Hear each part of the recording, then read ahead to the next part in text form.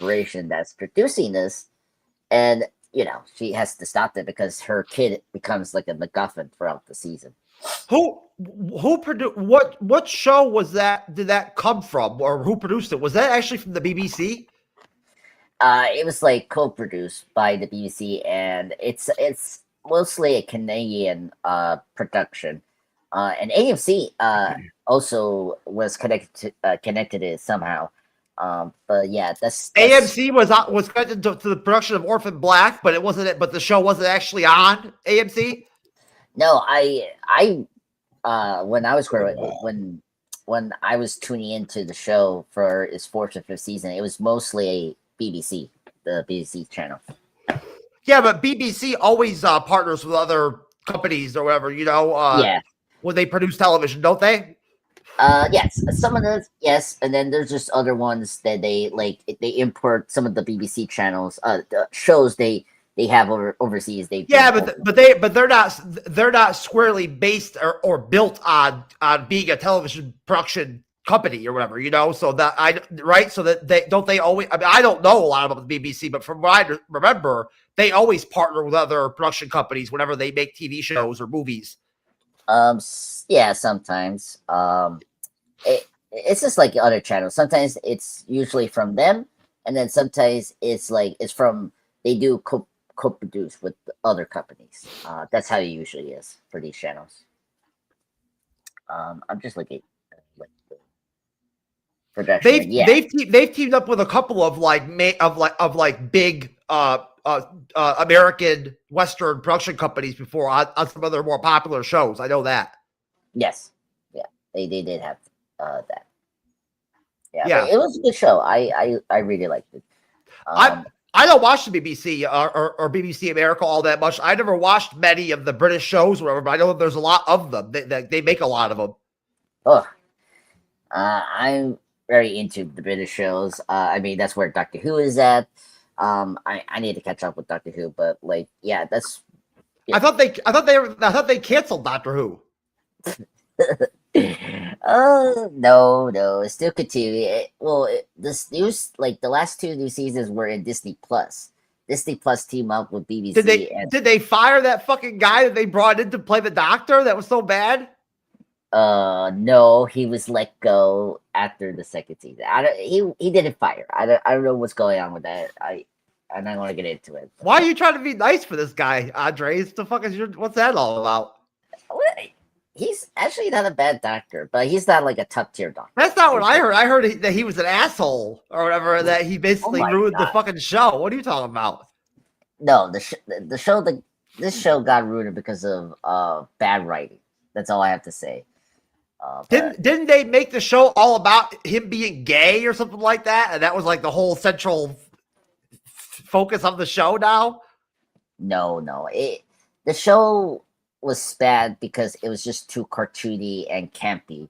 And it's just kind of weird. Like the last Doctor was very much cancel culture, but this one was kind of just bad writing all over. So that's what I have to say.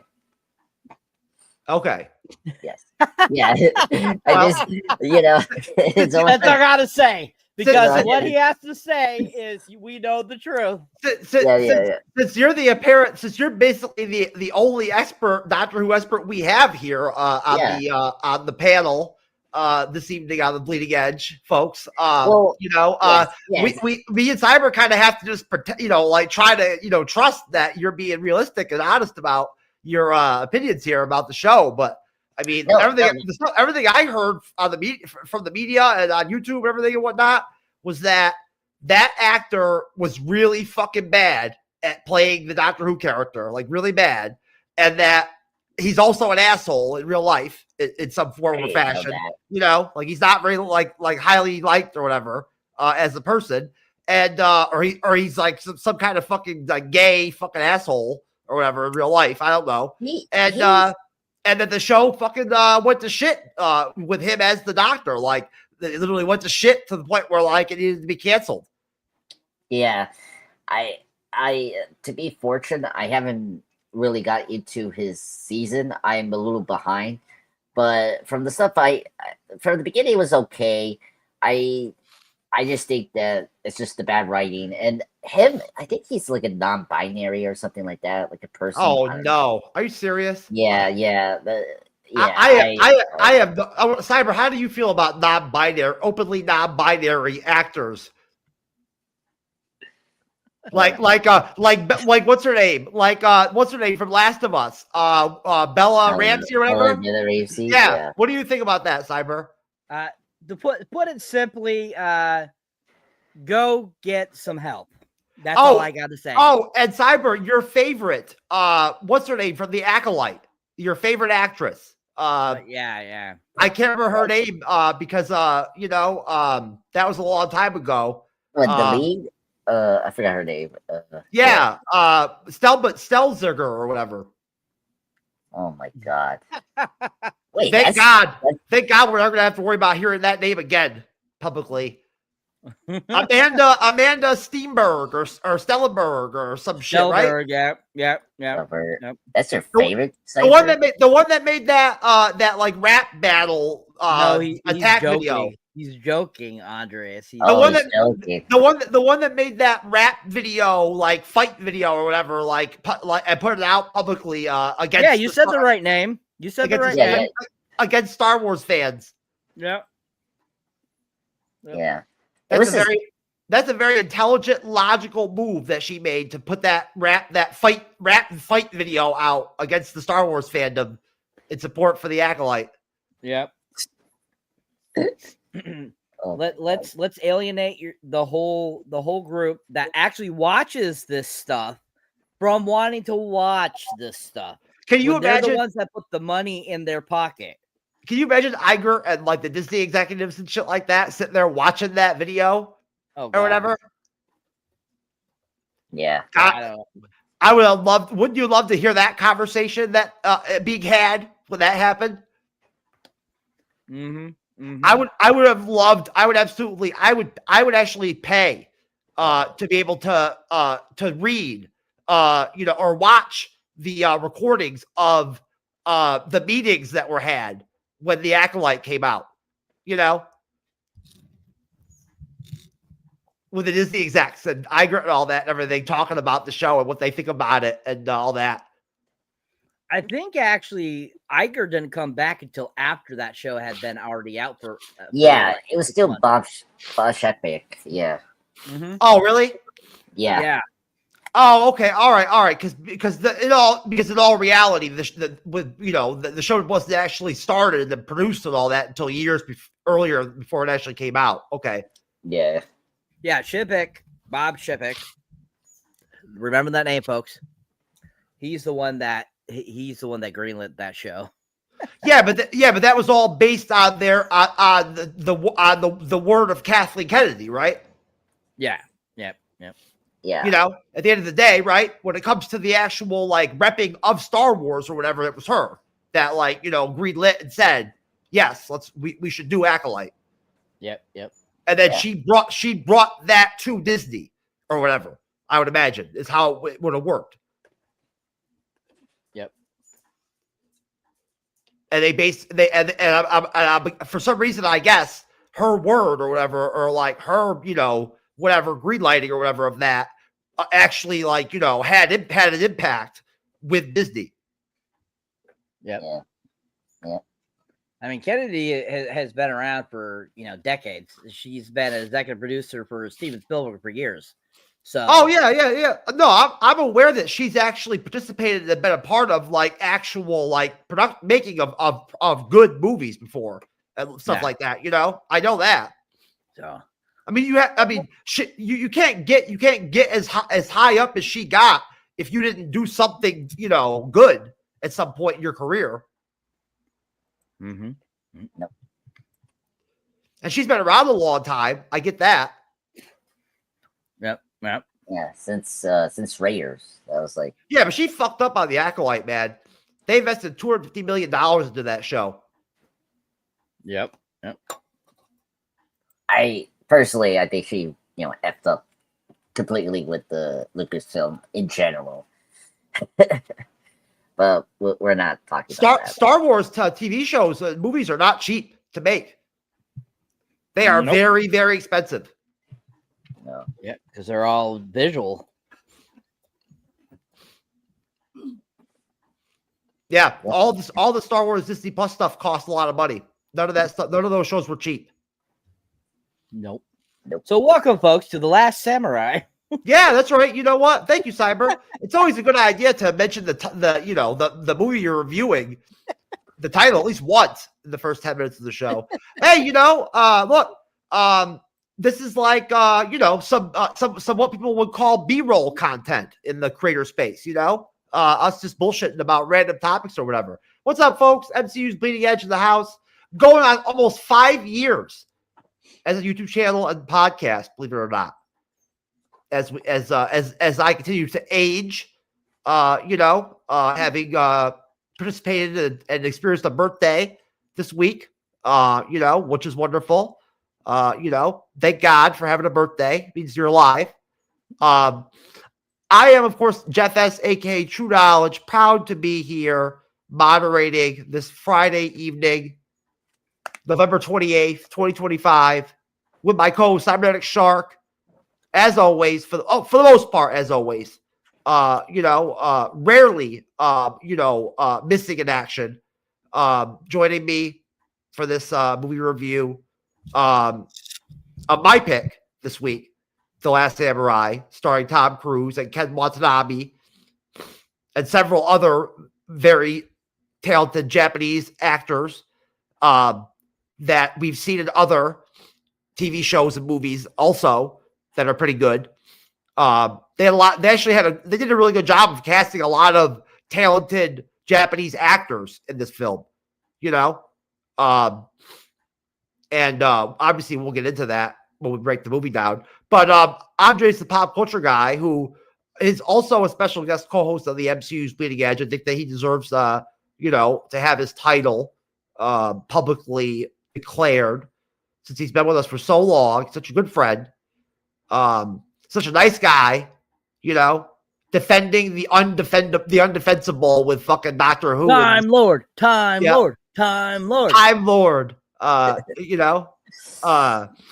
Oh dear. He traveled through time and saw Doctor Who the show becoming better again somehow in the future. No, I did not say that, folks. I did time travel.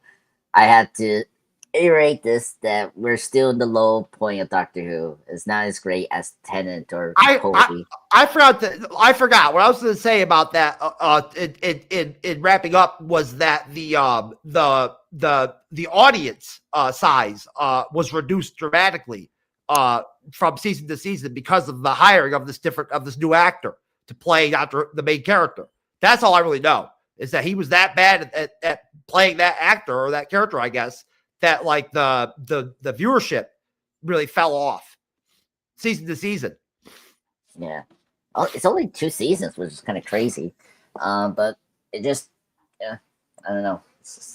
Yeah, a show like that, from what I understand about Doctor Who and from, just experience with TV and whatnot, in the past, a character like that's that important to a show, that, entrenched with the show, if you don't cast that character right, they can really derail the show. Yeah. Yeah, we've seen that a lot with movies and television. Yeah. If you don't have the right person or people, it's like not gonna work. At one point when Roseanne was on air, didn't at one point didn't what's his name, John Goodman or whatever, step out step back for a minute from the show, and then they put somebody else in his role? Cyber, am I tripping? Yeah. Yeah, you're tripping. I mean, they killed him off, but they didn't bring in a new person. Oh, okay. They just killed him off at the end. At the end of the show, last couple of seasons or whatever, Yeah. So, I think it was season 7. They killed him off midway, and then he wasn't in the rest of that season and season 8, I believe it was. Yeah.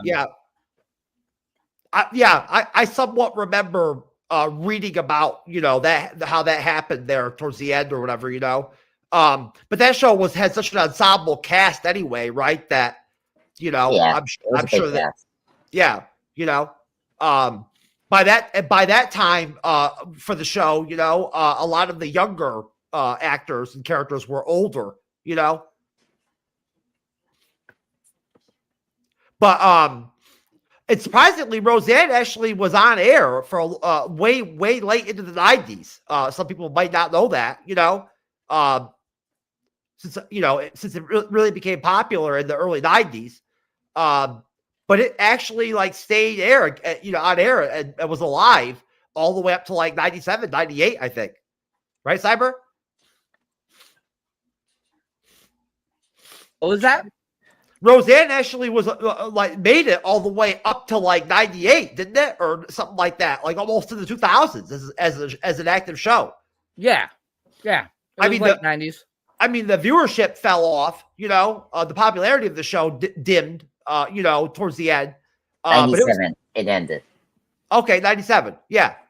All right. I said 97, 98. It was still around a long time. Yeah. You know? It's funny. It didn't premiere in the 90s. It premiered like in the late 80s, 1980. That's what I thought. 88 it premiered. 88, yeah. That's what I thought. You know, that it actually did start off in the 80s. But it was like Seinfeld. It didn't pick up until like the second or third season to really take off.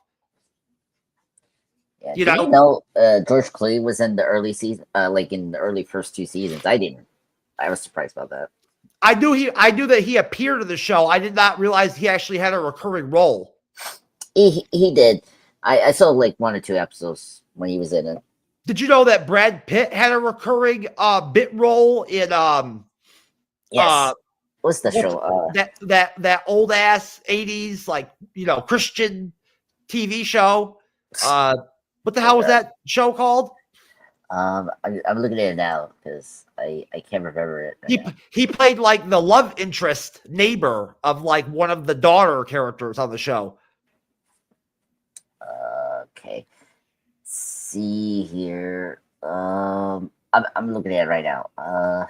That's the oldest. Growing Pains. Was that what it was? Yeah. Well, there's a couple of shows here. He was in Trial and Error or Growing Pains. So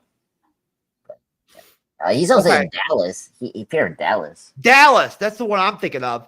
Okay, yeah, because he was in Dallas, and he's like Randy, the character of a boyfriend. That's old. Dallas is an old show. So where is it? Yeah, 14 seasons. Yeah, it's really old because it ran from 78 to 1991.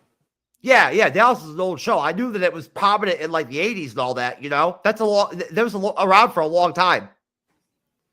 That's crazy. Dallas is a very popular show. No. That the fact that he was in that show is fucking crazy. Yeah, that makes sense. I know a couple stars were there. Like one of the Naked Gun stars. Was it the Elvis wife was in the show in Dallas? I forgot her name, but she was in there. Yeah, there's all kinds of Hollywood actors and actresses and all that and everything that had bit parts or whatever roles in like popular sitcoms from the 80s and 90s and stuff like that, you know? Yeah, and that's where you usually like start up. So, like in the sitcoms. Yeah, traditionally, right? That's how it used to work. Yeah, right, Cyber? You start off on the small screen, you know, a lot of actors, you know, and then work your way through in television to work your way into film. Yep. There's quite a few people that started off at TV and ended up in movies.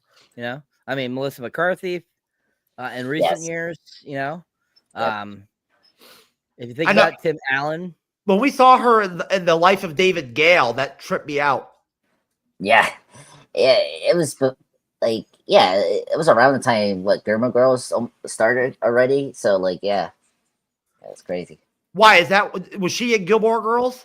Yeah, that was like her first prominent thing before she transcended into films. Now, I never watched Gilmore Girls. I know it was really popular. No, it was very popular. It was in the WB/CW for a while until 2007. Yeah.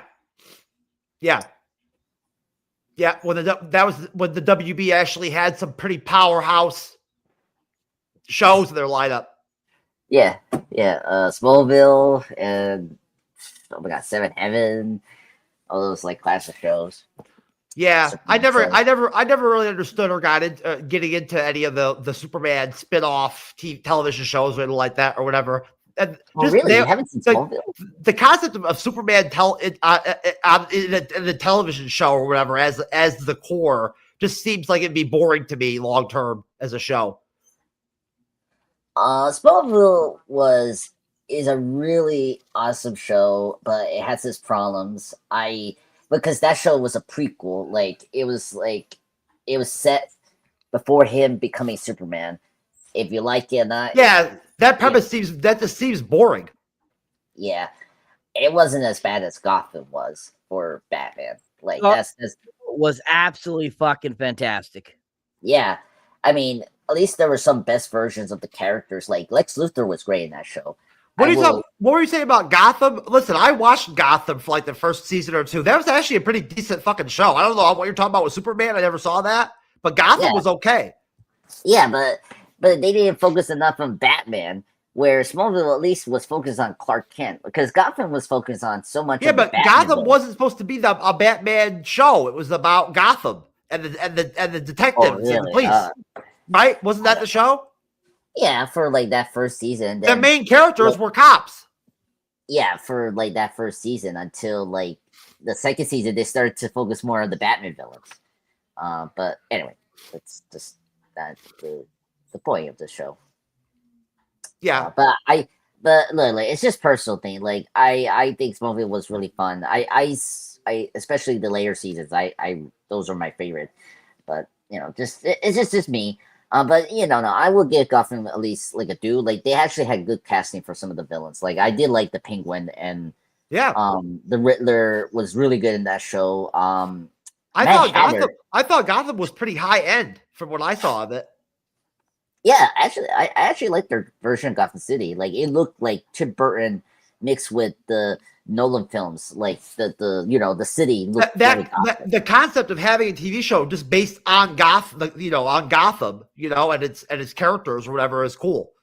Yeah. But yeah. That Teen Titans show, live action show that they did was not good. Oh yeah. The one that was on that one network that you like or whatever, I can't remember what it's called.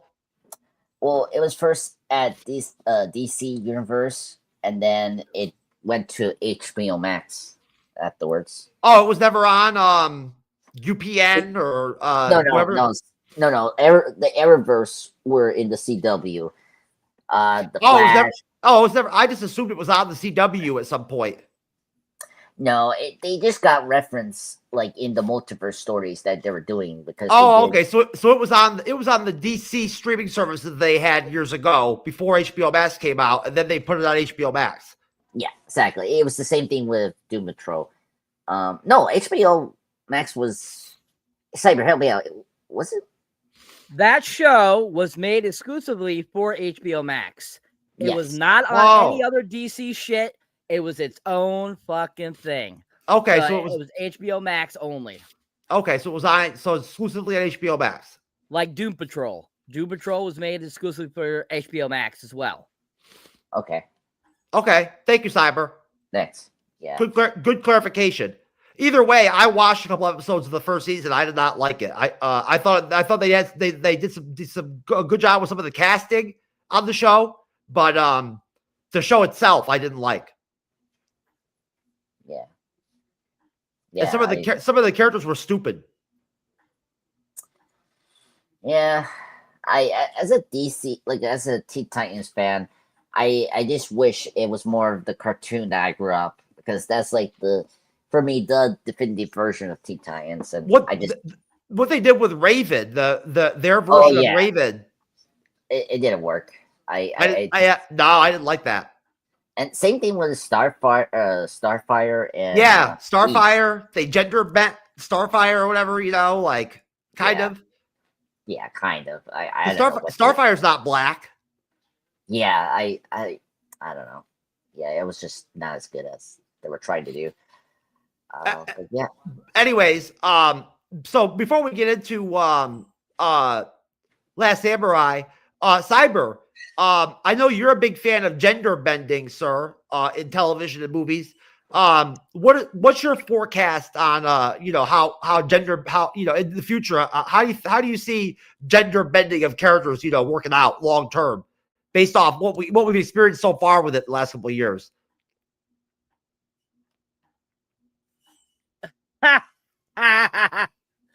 Anywho, gender bending, who gives a shit? That's what I pretty much have to say about what about race swapping? Sorry, I forgot about race swapping. That's another thing. Who gives a shit? I mean, if you feel the need, you have to do these types of things to make a character better, to make a character different, then you don't understand the character. And so if you think that's the case for it, then I'm sorry, you're not going to have people enjoy your product or your film. So overall, I think that hopefully in the next few years, we'll have less and less of that kind of that dumb thinking process. Then it did work out with Nick Fury, right? Right. With Marvel. Yeah. In what instance it did work? Yeah. Well, because that one was like accidental, but like perfect. Like obviously, if what do you mean? Hold on, Andres. How is it accidental? They purposely decided to gender or to race swap the character and get Samuel L. to play the role. Well, see, before the Marvel Studios thing became a thing, it was mainly a joke in the Ultimates. So like, just give people context where this came from. Like in the Ultimates comic book, Mark Miller, or if I remember the writer, the artist drew the version of Nick Fury there to like he did a version of Samuel L. as Nick Fury. Yeah, and there was one panel during the Ultimates, the first Ultimates, where he jokingly, "Oh, I want Samuel Jackson to act like me," and Samuel, the actor, find out about this, and he told Marvel like, "Whoa, what are you doing here?" And that was how they got him to play Nick when the opportunity happened to make him do the cameo in the first Iron Man movie. Yeah, I remember. At some point, I heard the backstory on the whole thing. Whatever, Samuel liked it. He liked the whole deal about it. Yeah, was interested in it. Yeah, he was interested. Like it really worked there. Like it worked, and but at the same time, it was like wow, really like accidental. But like it was perfect storm. That's always the best part of Change of Nick Fury. I think it really helped that character. Nick Fury was never really a super popular character in the comics anyway, so I mean, he was pretty insignificant in all honesty, Yeah, I'm not a big Marvel guy. I just knew him. They made him a lot bigger in the film franchise and all that than he was in the comics. I'll put it to you that way. In the comics, he's very much just a bit character that's the head of S.H.I.E.L.D. that participates occasionally in, as a guest appearance type deal in comics, pop up or whatever for for an issue or whatever, for a mission and then go away for a while, Yeah, that's what he was during the comic books. And what worked with the MCU is because they loosely adapted the Ultimates, where he was the one that was responsible to bring in the Avengers. That was the key thing that made like Samuel L. Jackson's version of Nick Fury be so popular and like really worked. Which is cool. That's something people had to understand, because the way the Avengers were brought together in the 60s was totally different. It wasn't with S.H.I.E.L.D. and all that. Like with all the different decades of Marvel comics and DC comics and all that, the popularity of Fury and S.H.I.E.L.D. and all that would go up and down. Sometimes it would be that you'd see S.H.I.E.L.D. more involved with stuff. That for a while you wouldn't see him for a while. Yeah, well, and during the mid 2000s, I mean, S.H.I.E.L.D. was heavily involved with Civil War and Secret Invasion, so it made sense when. The S.H.I.E.L.D. I used to see and read about in like the 90s and the late 80s of the comics was like a lot more like high tech and like had more gadgets and like was more like funded, than the one you see in the movies. Yeah. they were like, you know, they had like the best tech, you know, and they went around in like spacesuit suits and stuff like that, you know, like God bless you. Thank you. Yeah. Back in the 90s, you'd see SHIELD agents wearing like spacesuit type armor, you know, into battle and stuff like that, you know, that was the norm. But so The Last Samurai, Cyber, sir, you know, going into movie review mode, what are your thoughts and how do you feel about The Last Samurai? And if you can remember, when did you first see it?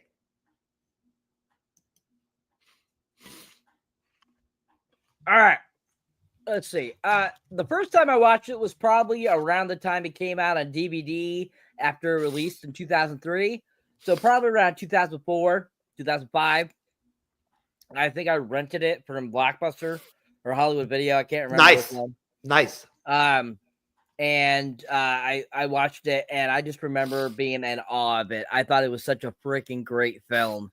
I mean, from beginning to end, it is nonstop entertaining. It's nonstop action, nonstop historical occurrences. We have nonstop just great dialogue between all the different actors and actresses throughout the film. I mean, you know, Ken Wannabe and Tom Cruise and Hiroyuki Sanada and all that kind of stuff, and all those great actors all work out so well. I mean, the brief time we have with Billy Connolly is amazing. We have, you know, Tony Goldwyn in it. We have Timothy Spall. I mean, there's so many different huge just cast in this film that I don't think enough people give this film recognition for how such of a great cast it had, and that it just was a really well done film. Now, Edward Zwick, if you know who he is, he's directed several films over the years, and he directed Glory, and so this film has a very,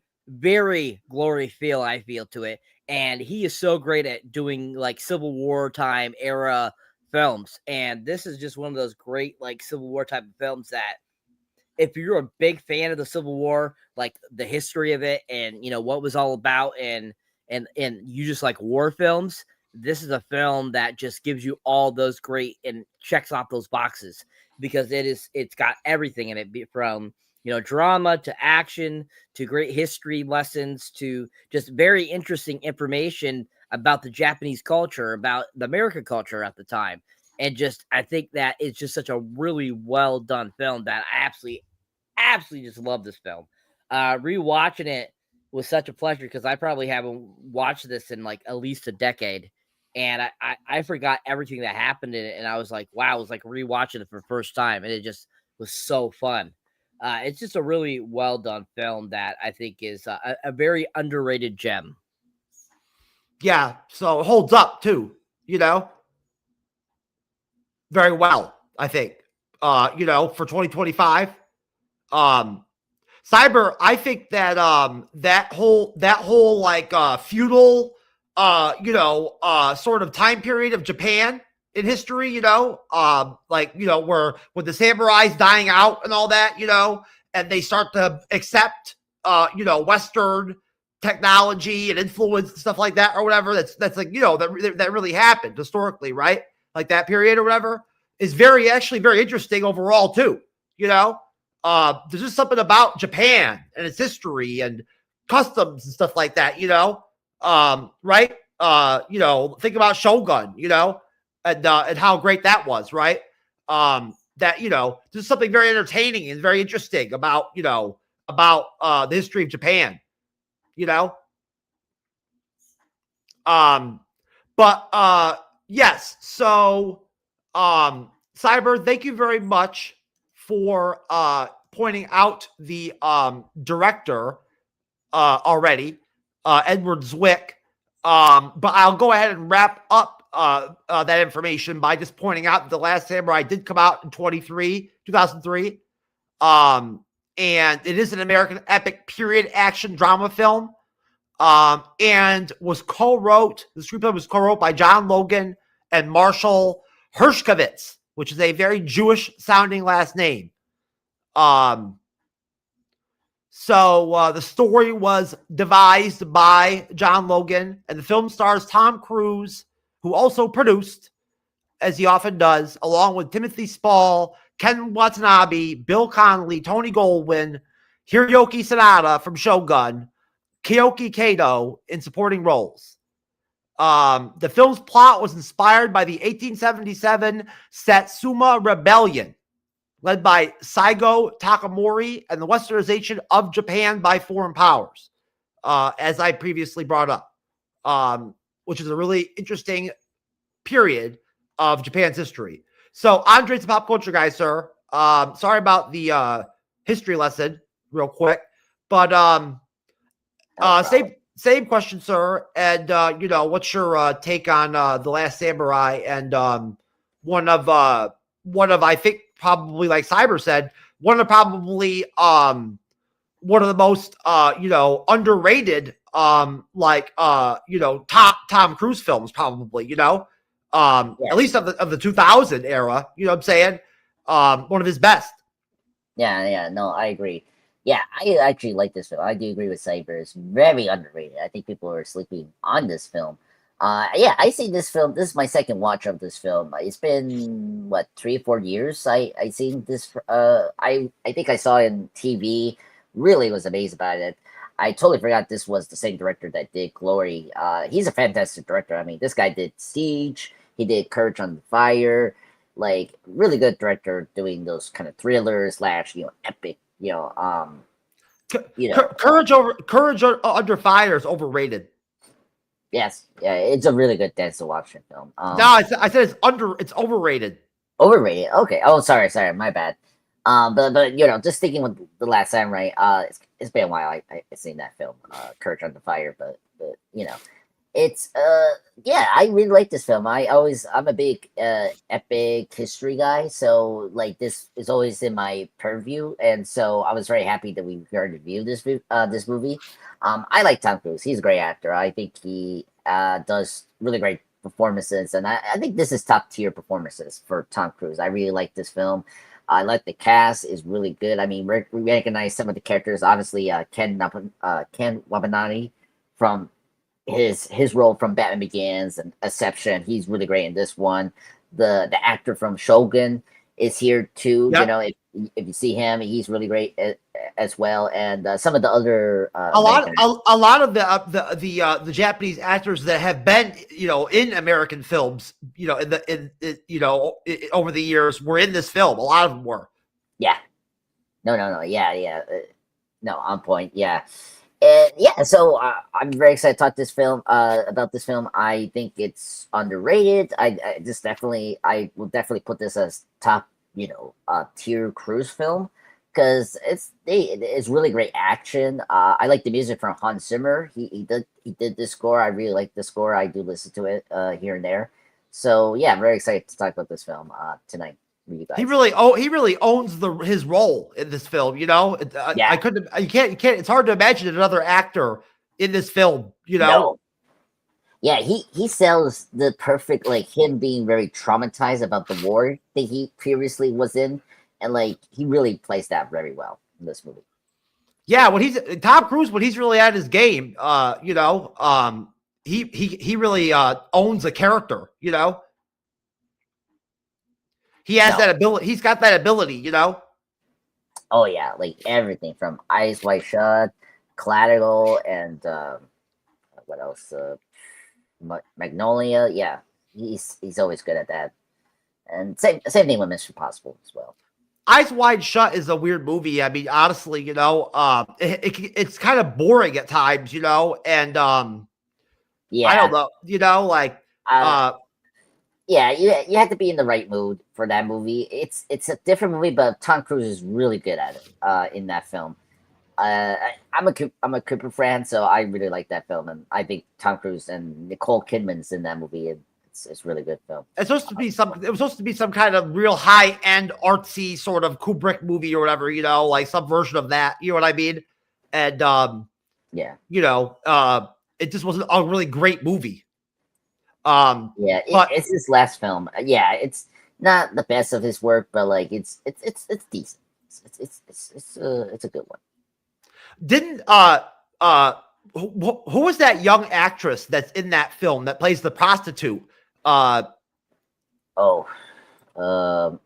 know who she is. She's well known. Give me a minute. I heard a rumor that she was actually transgender and that she was actually male. She was a boy, born a boy. What? Not Maureen Richardson. She was very popular in that time period when that movie came out. But Elizabeth Shaw. If No, you're, that's okay. not her. Okay. Excuse me. But yeah, Sally, Faye Master. She had long brown hair. Come on, Cyber. Who played the prostitute in Eyes Wide Shut? The young prostitute. There's two. Just to let you know, there's two other prostitutes in this film. The one that the movie ends with like her and Tom Cruise together, like talking or whatever, Oh God. Let's see. I've only seen that movie once, and I don't remember shit from it. Yeah. It's been a while. I remember seeing that film. In the movie, she pops up like towards the mid part or the end or whatever, and kind of has a role where her and Tom Cruise talk and get to know each other or whatever, I think she has like AIDS or something like that. Yeah, she had like HIV in that film. Yeah. I'm trying to find it, but it's a little hard right now because there's just a lot of women in this film. It's a little hard for me to find it, but okay, maybe maybe next time. I would have thought that she would have stood out because I mean, there's not a lot of speaking characters in the in the movie, and she actually speaks and like talks, Yeah, I know what you're talking about. I just right now. Eyes Wide Shut has a very small cast. Yeah, it does. A couple of well-known actors are in it, like Alec Cumming is in it. Oh my God, really small cast, but pretty good one. But yeah. So last time, right? Really was it the mysterious woman?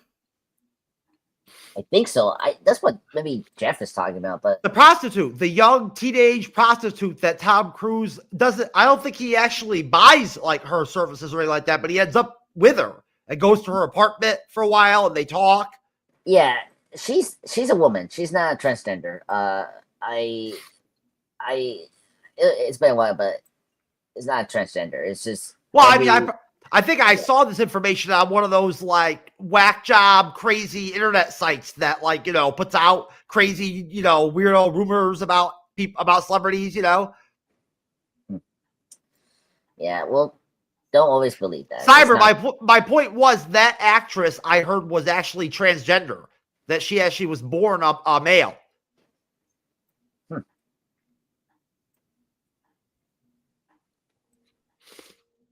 Yeah. I heard the same thing about Yeah, I was trying to figure out who it is so I could look it up if that's true for you. I heard the same thing about that blonde young actress from the early 2000s, the one that was in oh God, that one that was really popular, that tall, blonde-haired, teeny bopper actress, that was real popular in the early 2000s, late 90s.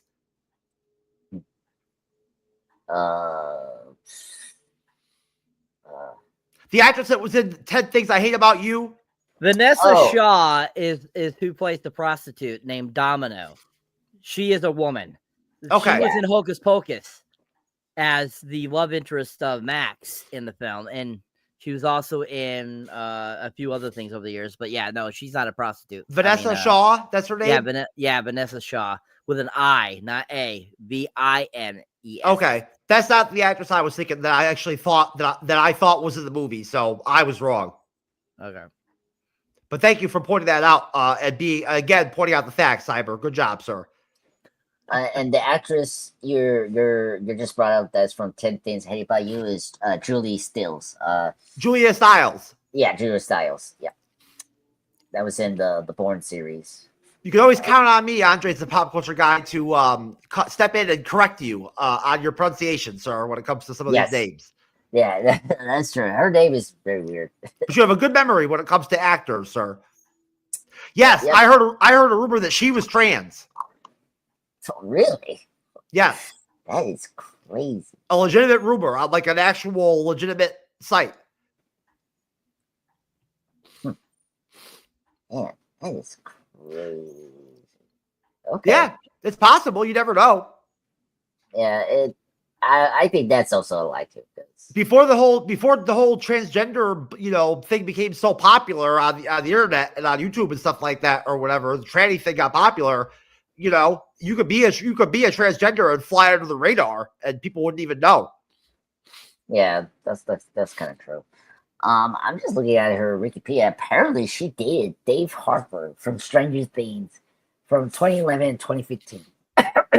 David Harbour? Yeah. Oh my God. I just looking at this right now. It's just crazy. Wow, what a strange combination. I can never imagine them together.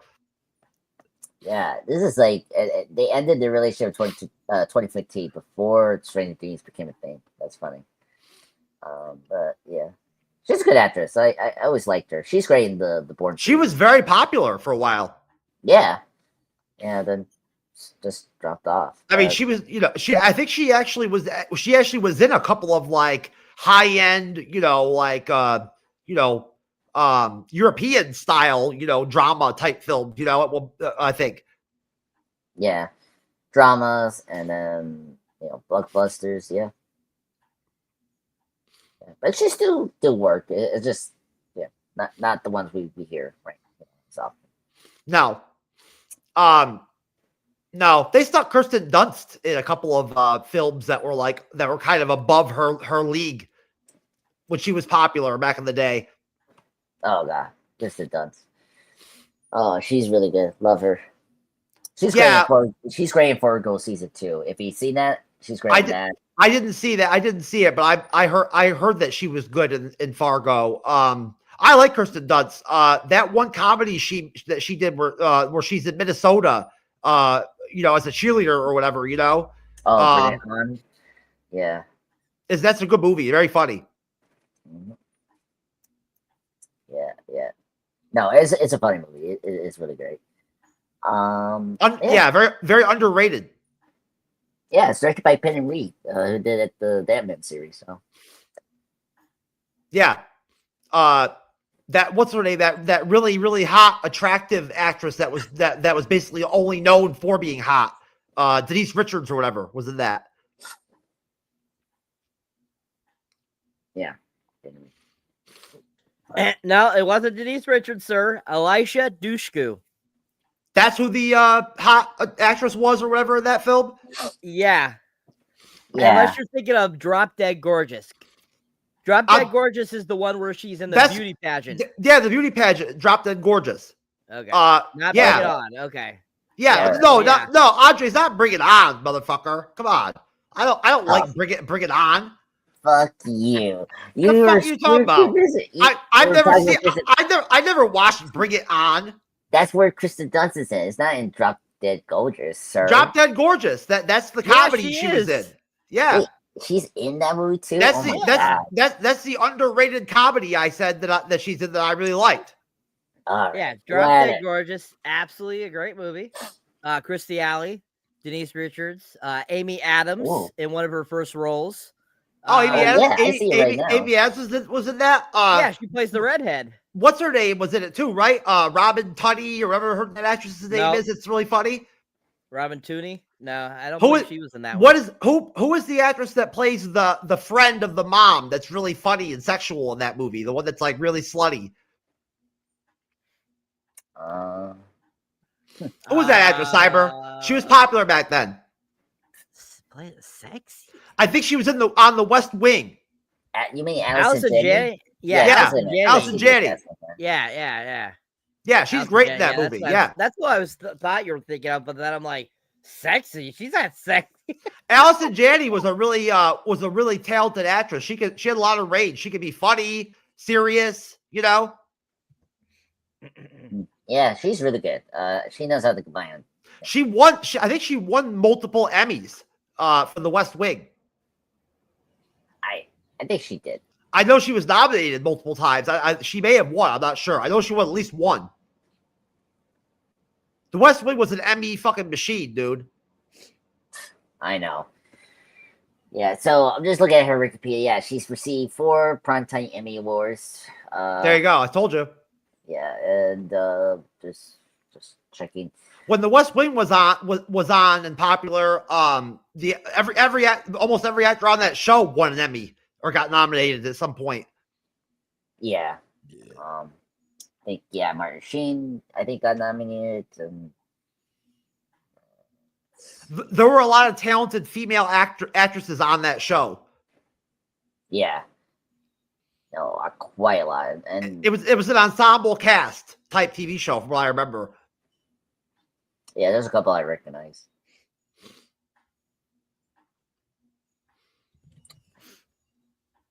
Cyber, anything to opine on The West Wing, sir? Never watched it, so I don't have any clue about that show. I never did either.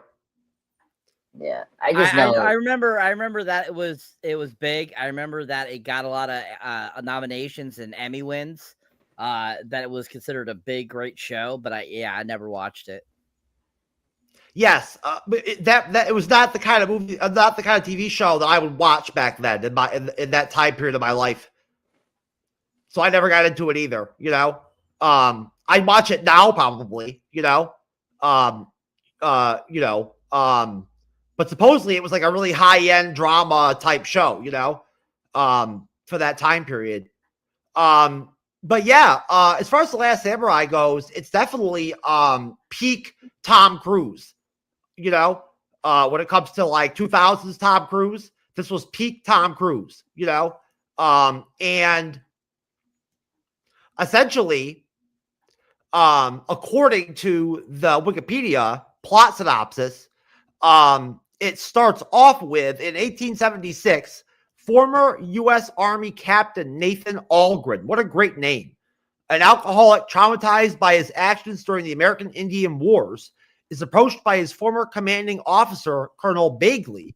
Bagley asks him to train the newly created Imperial Japanese Army for a Japanese businessman, Matsu Omurama, who intends to use the army to suppress a samurai rebellion against Japan's new emperor. Despite his hatred of Bagley, Algren takes the job for the money. His old friend, Sergeant Zebulon Gant, accompanies him. Upon arriving, Algren meets Simon Graham, a British translator knowledgeable about the samurai. Algren struggles to train the poorly disciplined Imperial conscripts. Omura and Bagley arrive with word of an attack by the rebels on one of Omura's railroads. Against his wishes, Algren is forced to lead a counterattack. His fears are proven true when the conscripts flee in terror and are easily routed by the samurai, while Gant is killed. Algren is wounded, and he is taken prisoner when samurai leader Moritsugu Katsumoto spares him. Imperial General Hasegawa, a former samurai who once served with Katsumoto, is allowed to commit seppuku, our favorite fucking Japanese thing. Seppuku. Yes. We love seppuku, just to be clear. Oh, God. It was back like the old days of Shogun. I was like, oh my God, I remember this part. What's the first thing you think of when you hear seppuku? Oh my God. What was Shogun. Shogun. Yeah. Our favorite boy from Shogun, when he's like, oh, here's my letter. Very good. Yes, it is. And then he's so happy when he finds out the plan from the master in Shogun. I just remember talking about seppuku all the time during the episodes, whenever seppuku would occur, we would like get into it, a conversation about it, Yes, I know. That was a good seppuku this week, or whatever, good job, Oh my God. Yeah, I remember that. That was fun. The actual times when they actually had real life seppukus happening in that show, it was fucking intense. That shit was brutal. Yeah. The seppuku in Last Samurai was pretty low key. Just to be clear, compared to Shogun, Yeah. This was very quick. Like where Shogun, like you sold the whole thing. Like this was just like 1, 2, 3. Shogun showed you like the disembowelment aspect of it and everything, and shit like that, that shit's crazy. Yeah. I'm not surprised. I mean, this was a movie they were trying to be commercial, Where Shogun, you know, you're a TV, you're allowed to do things, you know. So. That's what you gotta love about historic Japan, man. You know what I'm saying? Just some of the rituals and the aspects of their culture are so fucking interesting. You know, crazy. You know what I'm saying? You know, I did like Tom Cruise character asking like, why do you decapitate one of your former generals, and he explained that he asked that that was the thing that our culture do. And it was cool that they addressed that because, like if it was this your first time, it's like, what the hell happened? It's crazy. Well, I just want to praise Japan in general as a country because they are a drinking country. They fucking drink over there. Their people drink. They have like laws almost like traditions about drinking, in the work environment where it's like a clean, where they're very motivated to drink after work. Excuse me. Yeah. The bars are full in Japan. Really, yeah. People get fucked up over there. Of course. And that's always positive. So I'm just a pop culture guy. Sure. You heard the section of the film that I laid out there from the Wikipedia. I'd say that's probably that's probably the big opening segment that you get when he first crosses the ocean, beginning. Right? Yeah, and travels over. And that is pretty much the introduction to the character, and then just sort of like a little bit of his first experiences in Japan. Before he's kidnapped. So go ahead, sir.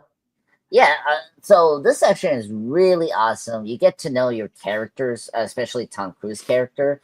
You see that Nate is alcohol right away in his first scene. You see him drinking before coming out in that stage to like display this new weapon that I it was kind of weird the opening. Like I didn't understand. Like was he like was it like propaganda campaign about the winning of the Indian Wars, or it was just showing up the gun that he had to like show the customers? I don't know what was going on with that scene, but like you see right away that he's like very alcoholic and like he's traumatized by this like war that we're getting glimpses at here and there on the flashback, and he's a very troubled man.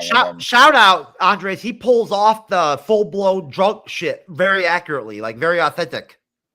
Yes. Yeah, really good one. But yeah, and especially he was also really good when he had to be what's that word? Like getting drained out with the alcoholism after he got like wounded. Like he had to be like he had a drink like in a couple days. Oh, dried out? Yeah. Yeah. Because that was really good how he did it. Because he was just asking like, I need what like drink or alcohol, whatever he was trying to say to like the Japanese people that was taking care of him. Yeah, and then you see like he doesn't like the colonel that like is helping with the Imperial Japanese Army because he did something wrong in the American Indian Wars. So like you get that kind of like rivalry between them, which is really interesting and cool during the whole film, especially when he gets killed, when he gets to kill him, which is really awesome towards the end. I like his friend, what's the actor's name? The Saber brother, Billy Collins' character, Gent, the Irish soldier. He's really great. I love him. He's really funny. And this opening here, he really brings the humor, and I like how he understands Nate as well. So he has really great one-liners here and there. And then it's also great when they get to Japan, like they Nate is trying to understand what's going on here. And throughout the film, I like how he's like trying to understand Kastamuta, like his enemy, and like understand the samurai thing and like how to defeat him. And I do agree with him that like the army that he was trying to train were not ready to go out and defeat the samurai because they were still afraid and they were not properly trained to like go against them. So like he was really like smart and like because the colonel and the other fella that the Japanese businessman that's like trying to get a deal for the Japan to modernize with the Americans. He's trying to push Nate and train the Japanese army to like stop this rebellion because they're affecting the well He's stupid. railroad. The businessman is stupid. He thinks that just because they have got new guns, American, Western guns and all that shit or whatever, that they're just going to win. Yeah, I know. That guy is so annoying to me. Like, he's so annoying in The Last Samurai. I was hoping he would die, and it's just crazy he didn't die. But we'll get into that. And I was happy, like, what the Emperor did. But, like, yeah, he's so annoying, and, like, he's so, like, not thinking, like, smartly how to, like, handle the rebellion. But he also pushed things that, like, to, like, do his favor. But yeah, so I really like this section. You get to know, Nate, the Tom Cruise character, so well and understand like his trauma, and then the section where they get ambushed by the samurai is really cool. Like, great action. I really was so sad to see the Irish soldier getting killed. That was really brutal. Like, he gets stabbed with the flag, and then the one samurai that Nate kills, that is the take his caretaker's husband that he killed, kill his friend there. It was really like sad and brutal. I thought the action here was like really awesome, and it doesn't do too much blood, gore like Shogun or like some of the Tarantino films, but it's really good action here. And then just wrapping up, like when Nate is being captured, he sees the general getting the seppuku. I was like, oh my god, the seppuku! I totally forgot. This is my first time seeing the seppuku. Because we did Shogun. I was like, oh yeah, I forgot this. The last time I did that, I was like, oh my god, the seppuku when he had the shirt. I was like, oh my god, it brought back memories. That's a great point, Andres. That's probably the first time I ever saw a seppuku too. Was seeing the samurai. It was this because I was like, oh, I saw this, like before Shogun became a thing, and yeah, so when I saw that, and I do agree with you, Jeff. I mean, it's a movie, and they this movie is not about indulging the violence, so it makes sense why it didn't linger on the typical like Shogun did. And it's fine. At least we saw the head cut off. Like, that's like the one time, like, okay, I understood this is a seppuku. So overall, great opening, love it. It got me into the film. It's very beautiful. The film is looks great, and yeah, Tom Cruise is top form in this section. Yeah, Shogun had that vibe about to it where it wasn't like constant brutal, gore and violence and all that or whatever, but like they set the tone from jump that they were going to show, really, really brutal violence, and stuff like that, and like gory seppuku and shit like that, and they just did it, that was the show, which I liked about Shogun, that they had that going on. It was done well, I thought, it was good. There's a certain way you have to handle that, that kind of stuff, right? They handle it right. Cyber, sir, what are your opinions, sir, on the that sort of opening of Last Samurai? I mean, this movie is right off to a bang. I mean, we get that great introduction to Alden, and Tom Cruise's character at that Aldrin. Aldrin, yep. And and I think that it's a great introduction. We find out that it's 1876, a few years after the Civil War has ended now, and he's still basically screwed up from what happened in the war. We see he's a drunk and stuff like that. So, we get kind of an introduction kind of to him. We get introduced to Billy Colony briefly. And, basically right from there, we go right into the story. We get going. We go over to Japan. We, get started in training these troops that they're, training. We get the introduction to Tony Goldwyn and Timothy Spall, right away. And so we get this great cast that just comes out of nowhere and comes all in right quickly within the first like 20 minutes of the film. And you're just like, holy crap, that's just really awesome. And I mean, it starts off so well too, because I think that the period piece that they produce in this and how they put it together works out really well. Simply for the fact that, you know, the outfits, the look and everything looks genuine 1870s. It looks like that. I mean, the set pieces on this film are just amazing. And I think that it starts off really well, gives us a great sense of what's going on, and just gives us this really fantastic opening that gets you right into the story and wanting to know more about what's going on, what's, you know, the Last Samurai about, what's, you know, going to happen over to Japan and all this kind of stuff. So I think it's a very strong, great opening. Okay, sir. Most definitely. I'm surprised at the shortness of your contribution, because I expected you to have more to say, you know, based off of personal experience with you, you know. But good job, sir.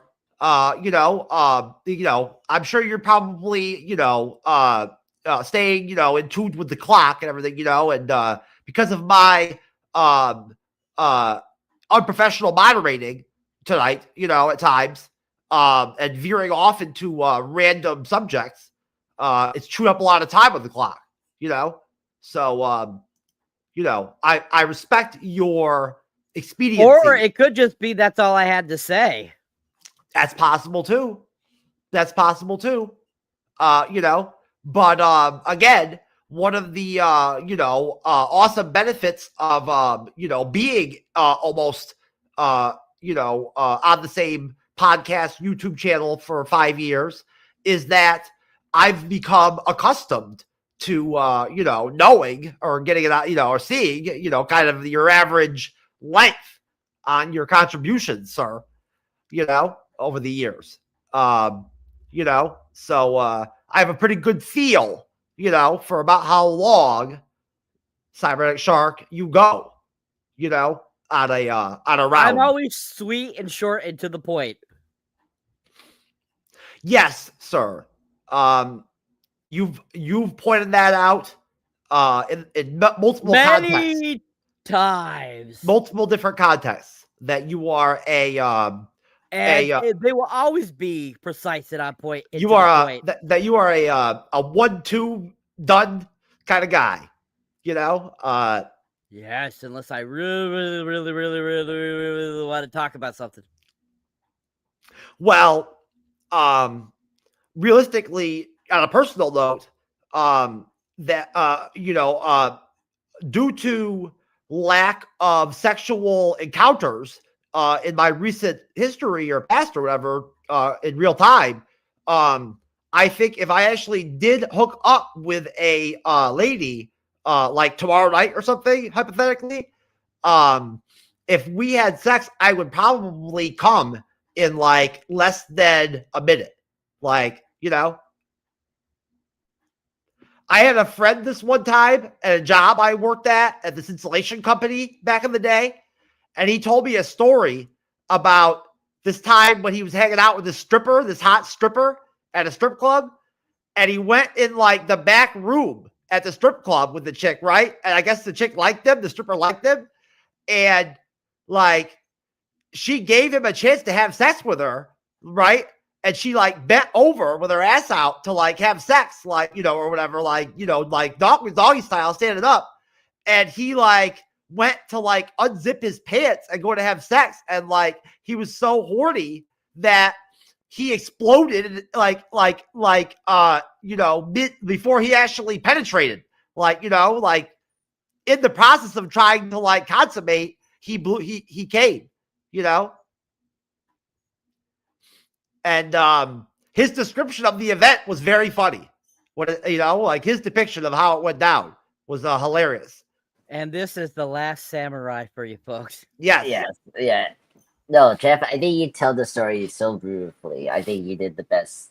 It's very funny if you imagine it in real life, if that's actually happening to a guy, you know, like going to have sex. Like, now, folks out there watching, just to let you know, this is not actually in the Last Samurai film. Yes, yes. The story, folks.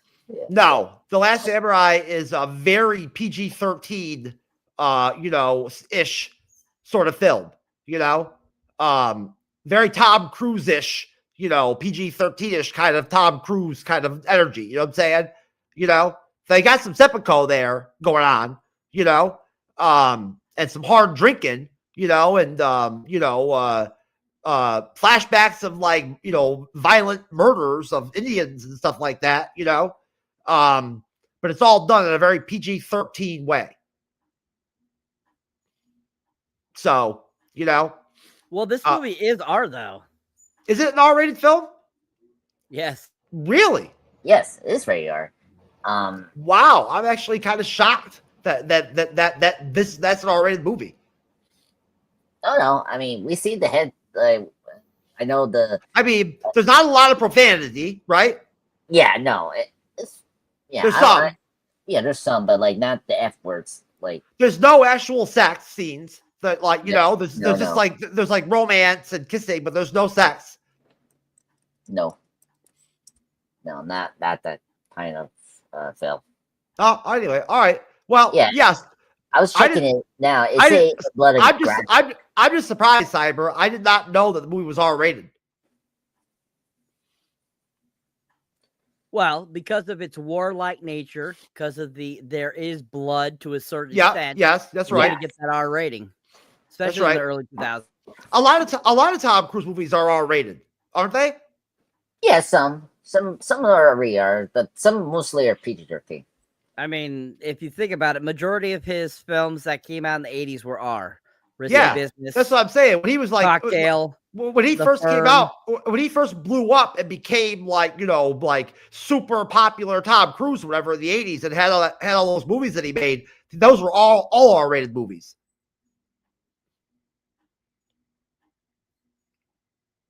There you go, folks. A little side note information about Tom Cruise. His films are usually R-rated. But they don't have a ton of sex, like big time sex scenes. A lot of them, really. There aren't any.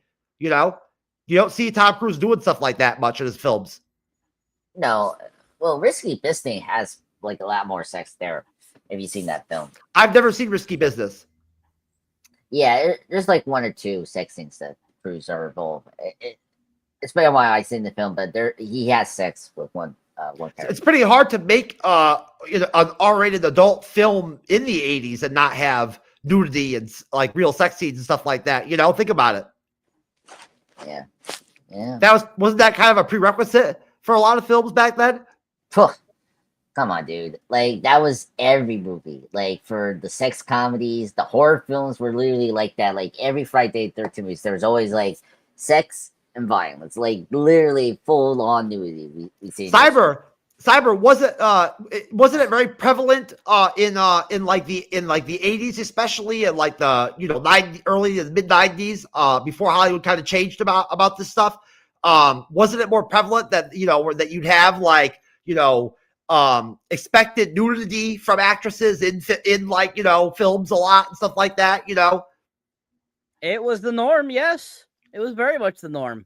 I mean, throughout the 90s up to the early 2000s, there was a lot of, that going on. That was the norm. That was, you always had your R-rated films that. And there was a lot of, there was a lot of contractual stuff that would happen with a lot of actresses too. Remember back in that time period, where they would get, contractually get paid a certain amount of money for being nude and stuff like that. And that was a thing. Yeah. Yeah, there was. Not all of them, but there was a good majority of them. Yes, there was.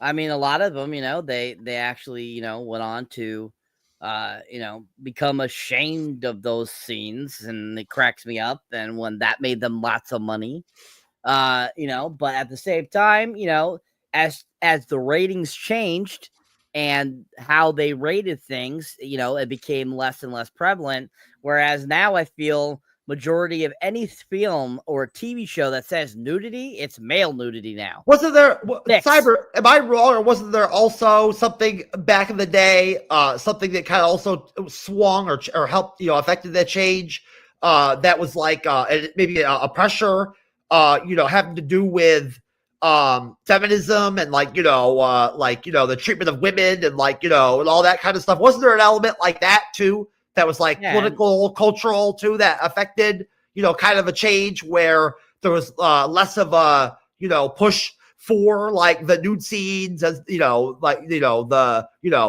that in film.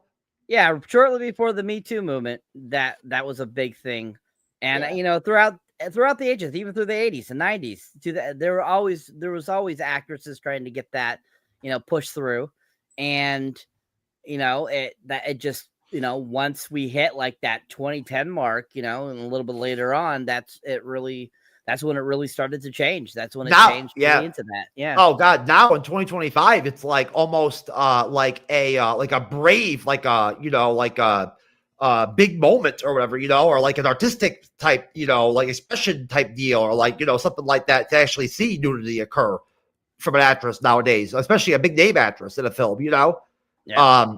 It's like a big deal, it's almost like an expressional thing, you know what I mean? Or like, whatever. I have a lot personally. I think it's like you, Cyber, honestly, like you said, I think it's stupid and like retarded to be like ashamed because you did nude scenes or whatever in the fucking 80s or 90s or something like that as an actress. What is that? That's a joke, seriously. I don't have any respect for that at all. When Florence Pugh did nude scenes in Oppenheimer or whatever, I had a lot of respect for her as an actress for doing that in the film. You know what I'm saying?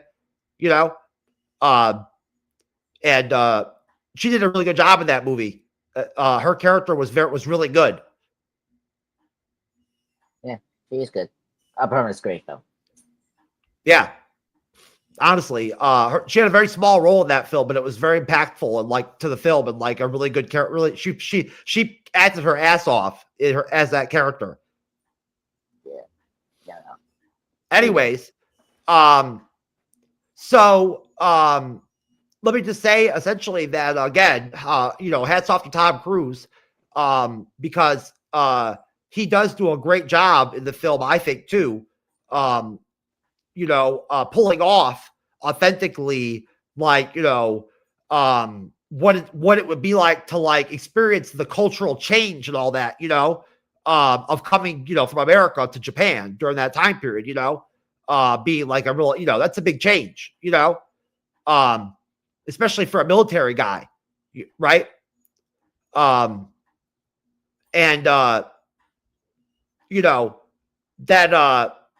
Seeing the samurai take apart those soldiers does look really cool.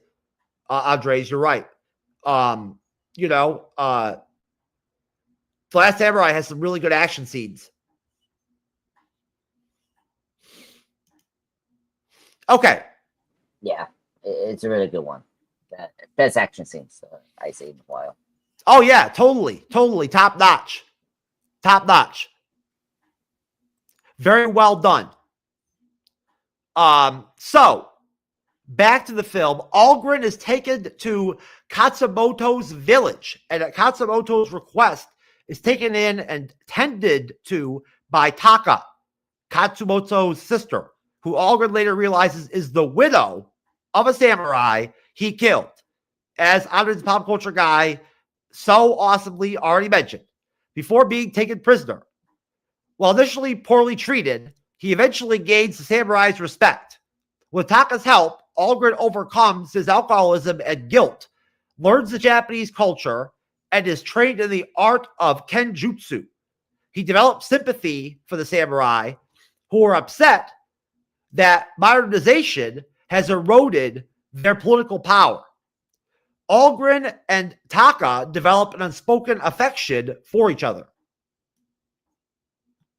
So I will stop there, as although that is a short little paragraph on the Wikipedia plot synopsis, that's actually a big chunk of the film that they're talking about right there. So Cyber, sir, I'll go back to you since you wrapped up the first round, and I'll go to you first. What are your thoughts, sir, on that whole period of the film where Tom Cruise, over time, gains acceptance in the village where he's sort of like, quasi kidnapped? So just like, it makes me think of Shogun 100%. And if I remember correctly, Shogun is based off the same story. Dude, Shogun is based on the same. It's the same shit. It's pretty much, yeah. But anyways, you know, I mean, this whole sequence is very interesting. You know, we see him actually get captured. We see him go there and get over his alcoholism, which he has those screaming nights that he's going through because of the withdrawals. And you know, we have him, you know, start to make his way around the village. We see him go by a blacksmith who actually was a real Japanese blacksmith. By the way, that was a cameo that he actually had in that. That gentleman was a real blacksmith that had been around for many, many years. And he made a cameo, and that was his scene. And you know, we have the one gentleman following him, and he's like trying to talk to him and stuff like that. He's not saying a word, and he's like, you know, hasn't learned Japanese at all, and he's like trying to find out his name and stuff like that, which was really funny. And we have him, you know, go and talk to Ken Wanabe's character for the first time after he's kind of, you know, lucid again, which is really fun. And they have that interesting conversation. He finds out that the guy he killed was the husband of the girl that's been taking care of him, which you're just like, oh, talk about pushing that sword deeper into you. You know, like, oh, that sucks. Yeah. At the same time, it's like, oh shit, I killed this woman's husband. I'm like, this is not good. And you know, so as we slowly go along, we see him kind of start learning things. We have that one Japanese gentleman that is like super excited to see him all the time. And is like, he's like wanting him to come and do things and stuff like that, which I think is super funny. And you know, we see him like start learning how to sword fight and stuff like that with different Japanese people. We see him fight with the Japanese kids, and then we see he ends up eventually starting to train with Hiroyuta Sakanada. And you know, we have that great, you know, kind of thought process going. And as the film goes on to kind of your end point, Jeff, we see him kind of learn and become a part of the Japanese culture, just like, you know, Pilot in, you know, Shogun, you know, where he's learned things over the years, and he starts to have more of a relationship with the widow of the man he killed. And we see him have kind of this, like you said, unrequired kind of like affection for each other with him and Ken Wanabe's character, and how they kind of have come to enjoy each other's company and become friends and stuff like that. And you know, he's learning all these things. We see him learning to fight, and he's fighting throughout a whole bunch of these scenes like that. We see him learning better techniques as like a samurai and stuff like that, which is really cool. And I think that this whole section is really fun, simply the fact that we get to see him learning, seeing him trained to be a samurai, and seeing him kind of, you know, understand the Japanese culture and learn the Japanese culture, but at the same time, he's kind of giving American ideologies to the Japanese as he's learning this stuff. We see him kind of get, you know, they kind of are feeding off of each other, which I think is really cool. And I think it's fun how usually Ken Wanabe always speaks to him in English, and you rarely see them talk Japanese to each other. And I think that was kind of an interesting thing to see this Japanese general type of guy speaking English so well and so much, you know, especially during the 1800s. You know, I don't know how common English was over in Japan at the time. I never looked it up. I'm sure it was becoming more common because the English were over there all the time, you know, especially after World War II. But at the same time, it's like, I'm like thinking to myself, like, well, if this guy is like this, you know, big Japanese, you know, general of some sort that, you know, is Japanese, you know, how good would his English be? So I was kind of found that very interesting that they had it that way, so that you weren't reading subtitles so much, I guess, throughout this film. So I think that was kind of a smart idea on their part. But yeah, great sequence. Lots of great things go on through this section. You know, we get to see the evolution of Tom Cruise's character. We get to see the evolution of the other characters that are in that Japanese village. And you know, you get to see kind of this relationship blooming with all these different Japanese people. And you're learning such a rich and interesting culture too throughout this. And it's almost like a history lesson as you're watching this. So I think this is a really good section, and I really enjoyed it. Okay, Cyber. Thank you, sir. Most definitely very welcomed. Andre's the pop culture guy, sir. Same question. Yes. No. This section is really good. It's sort of your downtime with your characters, like especially for Nate, because you're like one of these I like about just like say you're saying for like Shogun. And I always like to like spend time with Japan because Japan is very beautiful. I mean, the landscapes and all that. And this section of the movie we're talking now, it's like it shows you why it's so beautiful. It's the landscapes is just breathtaking and seeing that like everyone doing their their job and like what they do during their days is kind of interesting. It's different from us, as I think Nate said before in his narration, because he does do narration in the film. They say they have discipline, which is different from us. So it's I like seeing how they are different from us and how disciplined and how orderly they are. Um, and I was just checking this. I was just answering like Saber's question about like how much English that these people have, especially the Katsum Soma. It depends. I guess if he had like interaction with the Western people and the government, like because he before he rebelled, maybe he had some time talking to one of the English people, and he was able to like learn. I don't know how many years to learn the English because I just checked it say around I was checking the year. This is around 1876. The English was kind of like they saying here like it was spoken very few during spoken few of the people in Japan. It was those that spoke very well. It was because they either had education with the Western style of schools or government officials. I just want to bring that up because I was kind of wondering that too because I was surprised how well he was spoken with Nate in the film.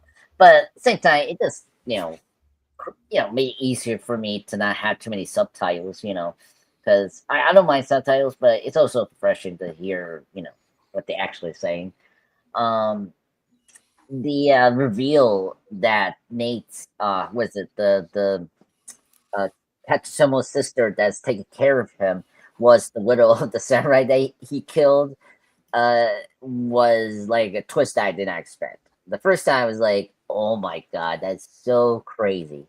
And of course she at first she didn't like him, but because he has to do something. Of course he does things in the village, and he interacts. I guess they're her sons, right?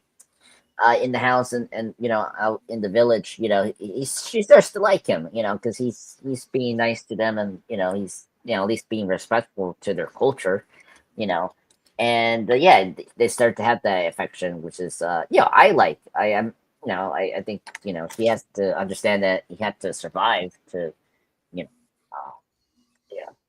uh, instead of getting killed, stuff like that.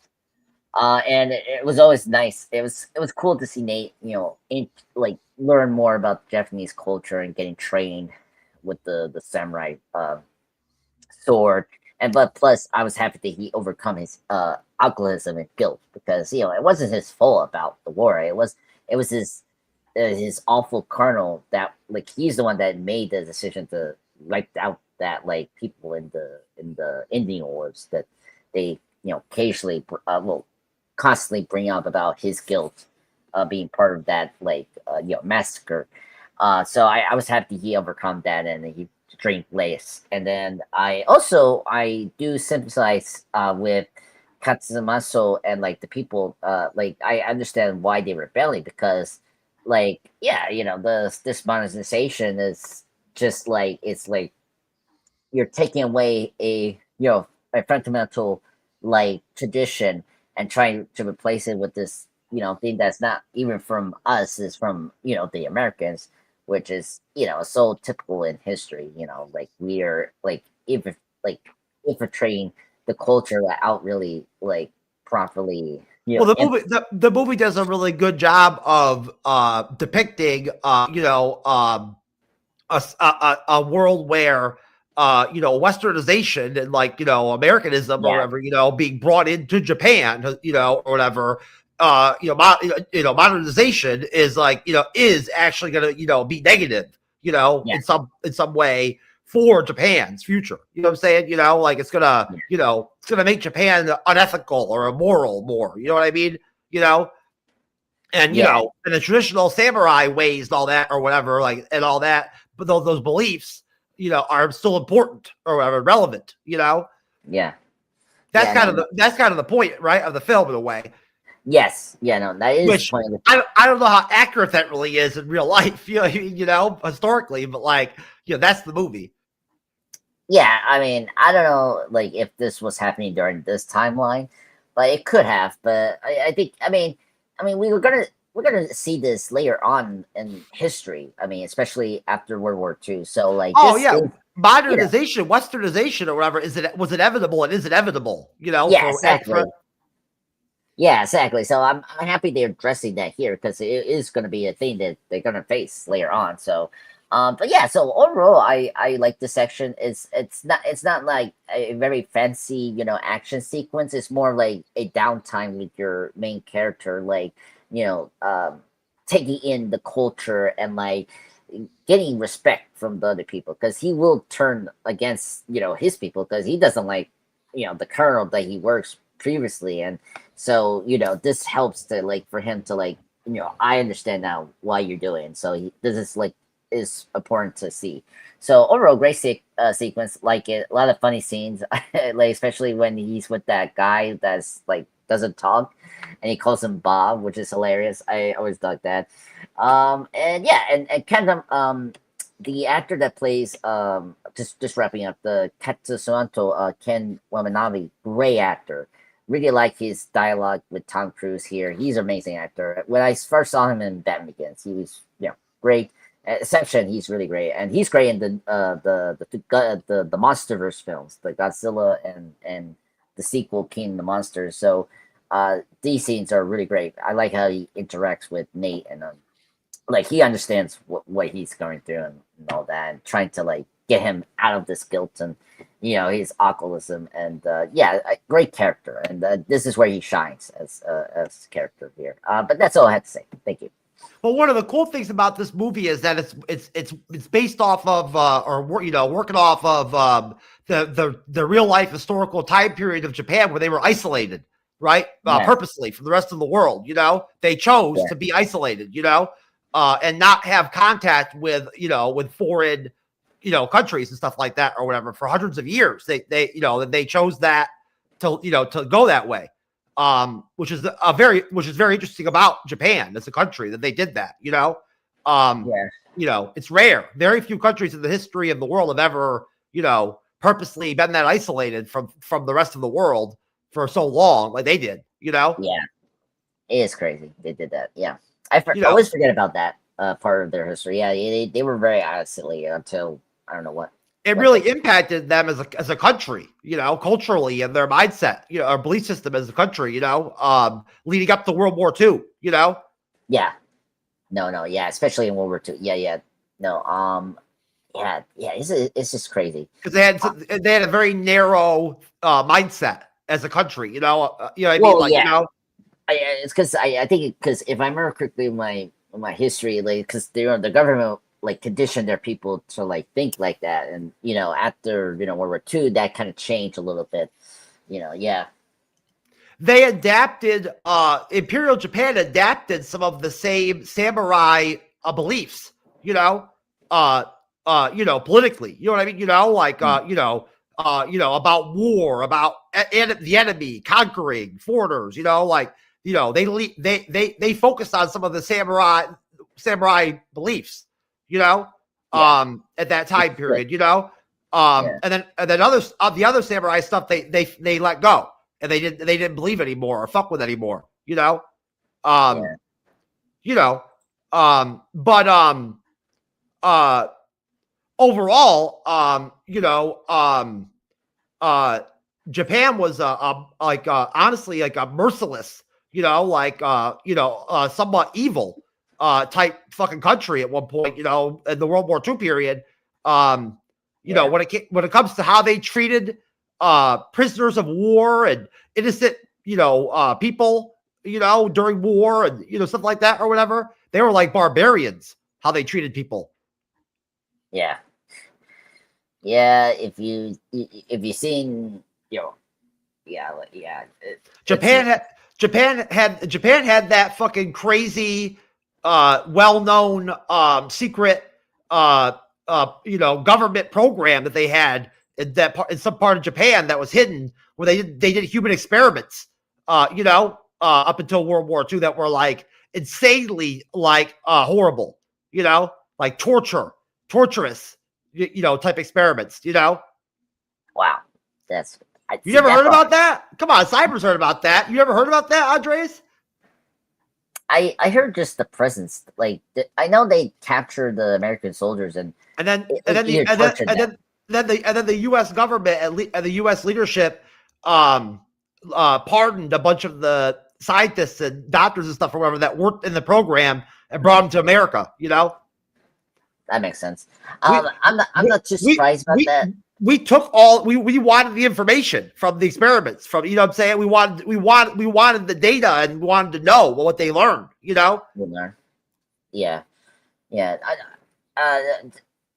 I'm not surprised about that, and unfortunately, my class, unfortunately with history class, they don't really Cyber, you know what I'm talking about, right? That fucking that government section of the Japanese government before the end of World War II that used to do the most crazy, evil human experiments ever.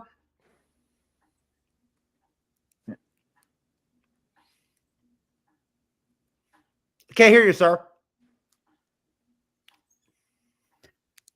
Yes, I mean they were a part of the German experimenting people. It was the same. It was the same people. They were all doing the same thing. They all were experimenting and doing like it was, hence what Nuremberg came up for. It was worse. The Japanese stuff was be a little bit farther beyond than the German stuff. But yeah, it was still horrendous. Oh yeah, they were doing great. The Japanese organization stuff, or whatever, that their experiments were crazy shit, like freezing human beings' limbs, to see what would happen to them and shit like that, and all the crazy surgeries and fucking like torturous medical experiments they did to people or whatever. They never used any anesthesia or or anything like that for the people ever. Wow. Yeah. I mean, hey, Germany did the same thing with the Jews, so I'm not surprised. Jeez. It's those kind of experiments. Oh, God. It's more a conversation for another conversation, but I'm telling you, the stuff that the Japanese motherfuckers did was way beyond anything the Nazis did. Honestly, wow. I'm not trying to diminish the Nazis' evilness. I'm just saying that like the shit that the Japanese did to human experimentation wise was fucking like beyond evil. Yeah, no, I'm not. I should have been surprised, but I say before, our classes don't like cover that, and I'm not surprised. It's something we don't talk about. Oh yeah, no. So yeah, I definitely need to check this out on YouTube and like really see this crazy. I forget the name of what it's called. It's very well known name of what that section of the government that they had, that program was. But this shit was fucking crazy. Some of the experiments they did. Anyways, so back to My Last Samurai. Japan's just a very interesting country in general. So yes, it is. Yeah. In general, it's an interesting country. Overall, their culture is interesting. So one night, ninjas, gotta love ninjas, infiltrate the village and ambush Katsumoto. Algrid saves Katsumoto's life and then helps defend the village, concluding that Omura is responsible. Katsumoto requests a meeting with Emperor Meiji in Tokyo. He brings Algrid, intending to release him. Upon arriving, Algrid observes how the Imperial Army is now fully trained and equipped. Jesus. Katsumoto, to his dismay, discovers that the young and inexperienced emperor is a puppet of Omura. At a government meeting, Omura orders Katsumoto's arrest for carrying a sword in public and offers him either seppuku or the humiliation of a trial. A disgusted Algren resigns his post in the army. After defeating Imperial agents sent by Omura to assassinate him, Algren enlists Graham and Katsumoto's men to free their leader. During the rescue, Katsumoto's wounded son Tada sacrifices himself to allow the others to escape. I will stop there, I believe. And then the last segment of the synopsis will be our last round of questions. So back to you, Andres.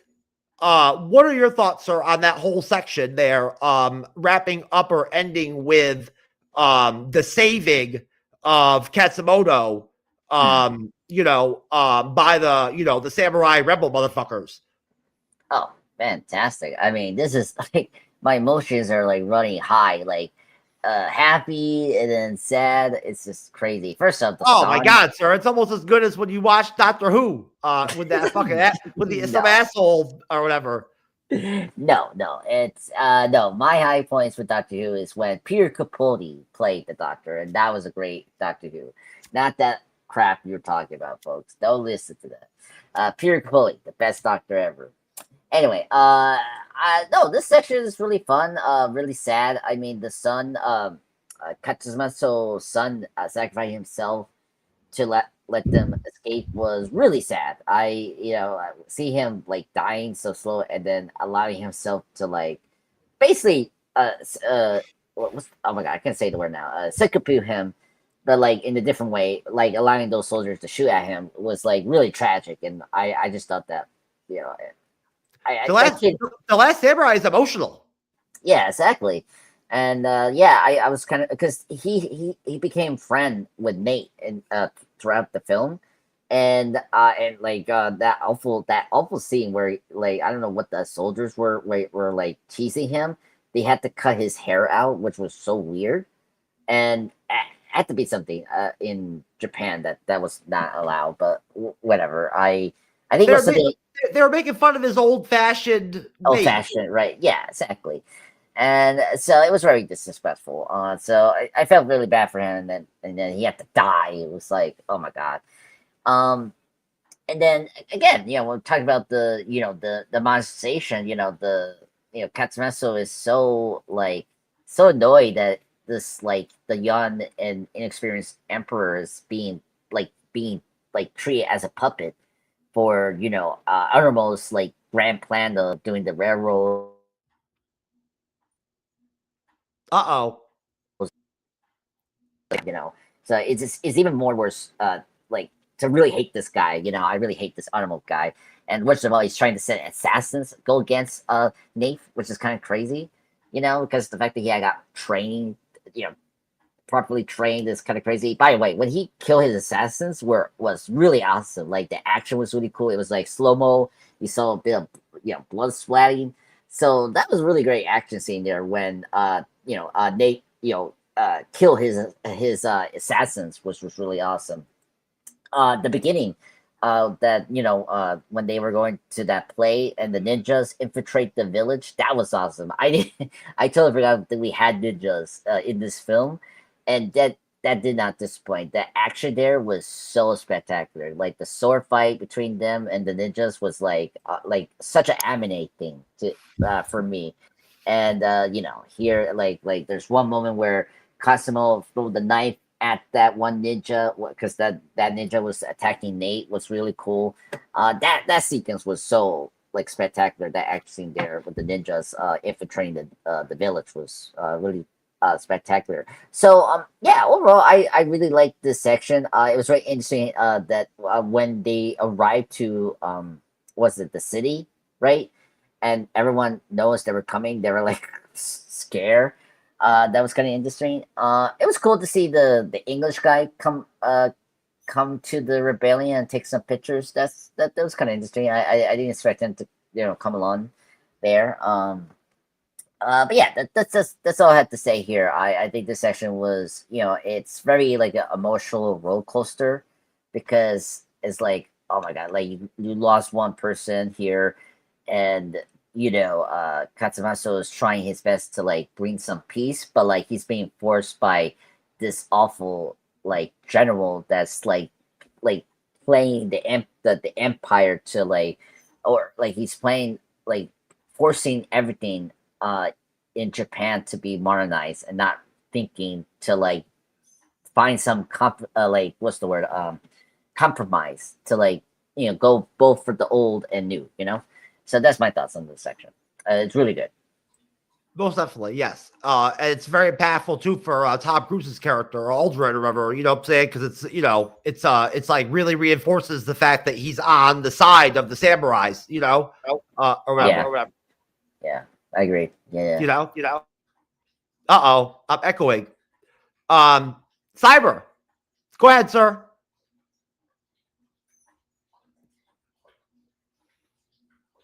All right.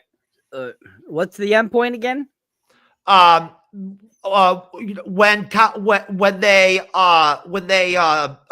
save Kasamoto or whatever, and they have that mission, to save him or get him back from the government or whatever, and they save him, and then his son dies. Okay.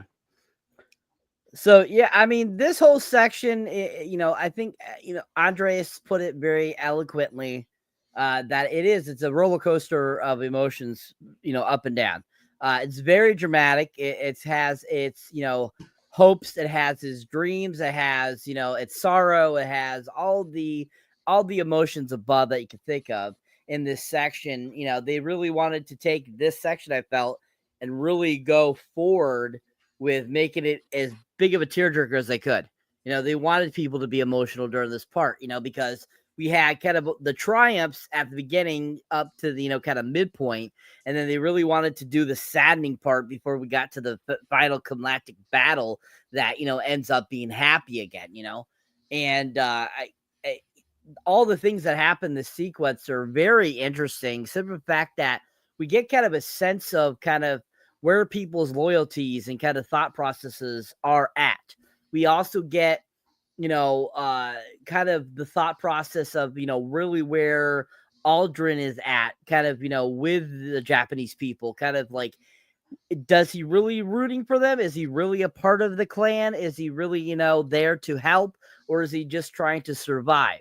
And then at the same time, as we get towards kind of the end point of this with the whole rescue mission and death of the son, we can see that he really does have emotions for these people, that he's come to like them and kind of have them as a surrogate family.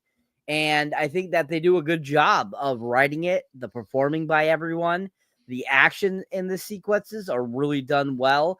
The choreography, everything, the sets look amazing. And I think overall it's just a really interesting, section that gives you a lot to think about, gives you a lot to be, emotional about, that could really lead you, to, down a emotion roller coaster. And, I'm sure some people probably found it very saddening. I'm sure some people probably found it angering. I'm sure some people weren't fazed by it. But with good writing, it comes with, that roller coaster of emotions. And that's always a good sign of a good writer. And so, the writing of this film, I think, is top notch, really well done. And I think this section proves that with such a very interesting kind of like middle to end tier kind of like thought process, that, you really needed this tragedy to move you on, to move your characters on so that they could get to this climactic battle that, ends up making it the pivotal point of the story. So I think they did a really good job here. And overall, I think it's a very interesting section. All right. Most definitely, sir. I would agree with a lot of the things that you said, and just as well, same thing with Andre's the pop culture guy, sir. So, most definitely, also think that this movie may not have impacted Shogun in any way, but it certainly kind of set the stage for a Shogun type TV show. It's very similar, story wise. So all right. So back to the film. As the Imperial Army marches to crush the rebellion, a grieving Katsumoto contemplates seppuku, but Algren convinces him to fight and pledges to join the samurai in battle. Taka dresses Algren in her late husband's samurai armor, and Katsumoto presents him with a newly forged samurai sword engraved with an inscription dubbing Algren the warrior in which the old ways have joined the new. On the battlefield, Algren and Katsumoto meet with Amora and Bagley for parley. Katsumoto refuses to surrender. The samurai use the Imperial Army's overconfidence to lure them into a trap. The ensuing battle inflicts massive casualties on both sides.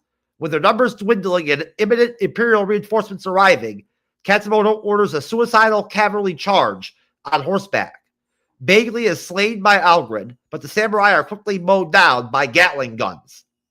Deeply touched and filled with remorse by the slaughter, the Imperial captain, previously trained by Algren, tearfully orders to cease fire. Katsumoto, mortally wounded, commits seppuku with Algren's help as the soldiers kneel in respect. Later, as trade negotiations conclude, the injured Algren interrupts the proceedings. He presents the Emperor with Katsumoto's sword and asks him to remember the traditions for which Katsumoto and his fellow samurai fought and died. The Emperor realizes that while Japan should modernize, it can't forget its own culture and history. He rejects the trade offer, and when Omura protests, the Emperor silences him with a threat to seize his assets.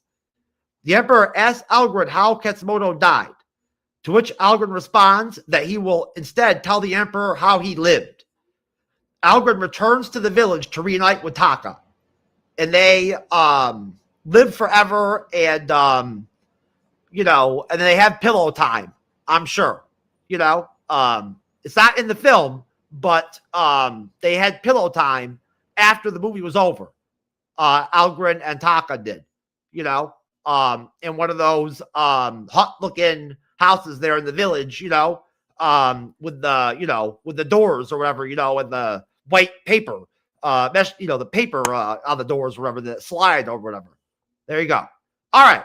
So, Cyberneticshark, sir, please, sir, ruminate away on the ending segment there of The Last Samurai, sir. Have at it. So the end of this film is very climactic. It's very well done.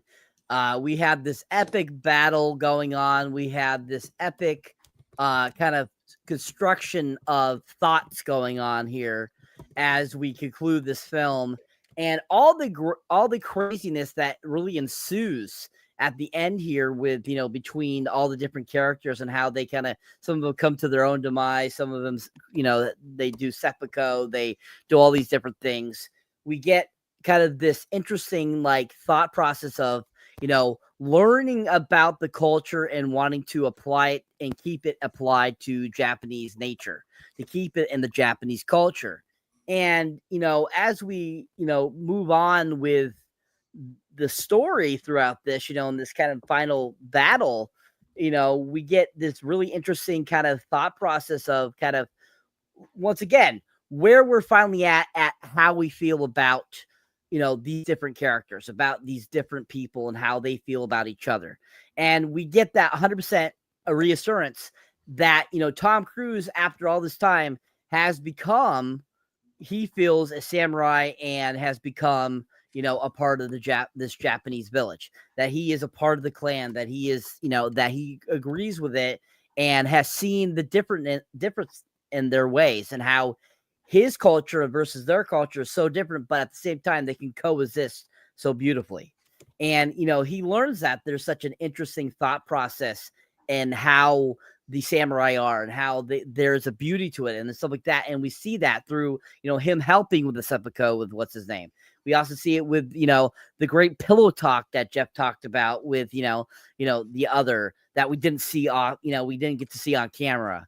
And we definitely get to see just kind of how the culture was so different in the 1800s over there in Japan before the modernization from, we all would, and how we really, how we don't really appreciate cultures until we actually have lived them, how we have actually known them. And that kind of, I feel that's kind of what this film does. It gives you that thought process of, hey, these cultures are all very different. We should all learn a little bit about each other so that we can apply it to our daily lives, to our daily time.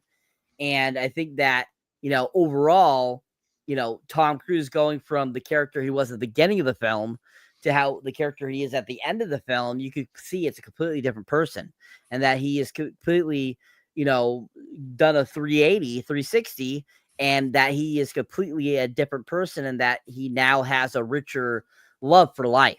And that, what he had to do, unfortunately, in that massacre with the Indians, the Native Americans, and so forth, was just a part of, what he had to go through.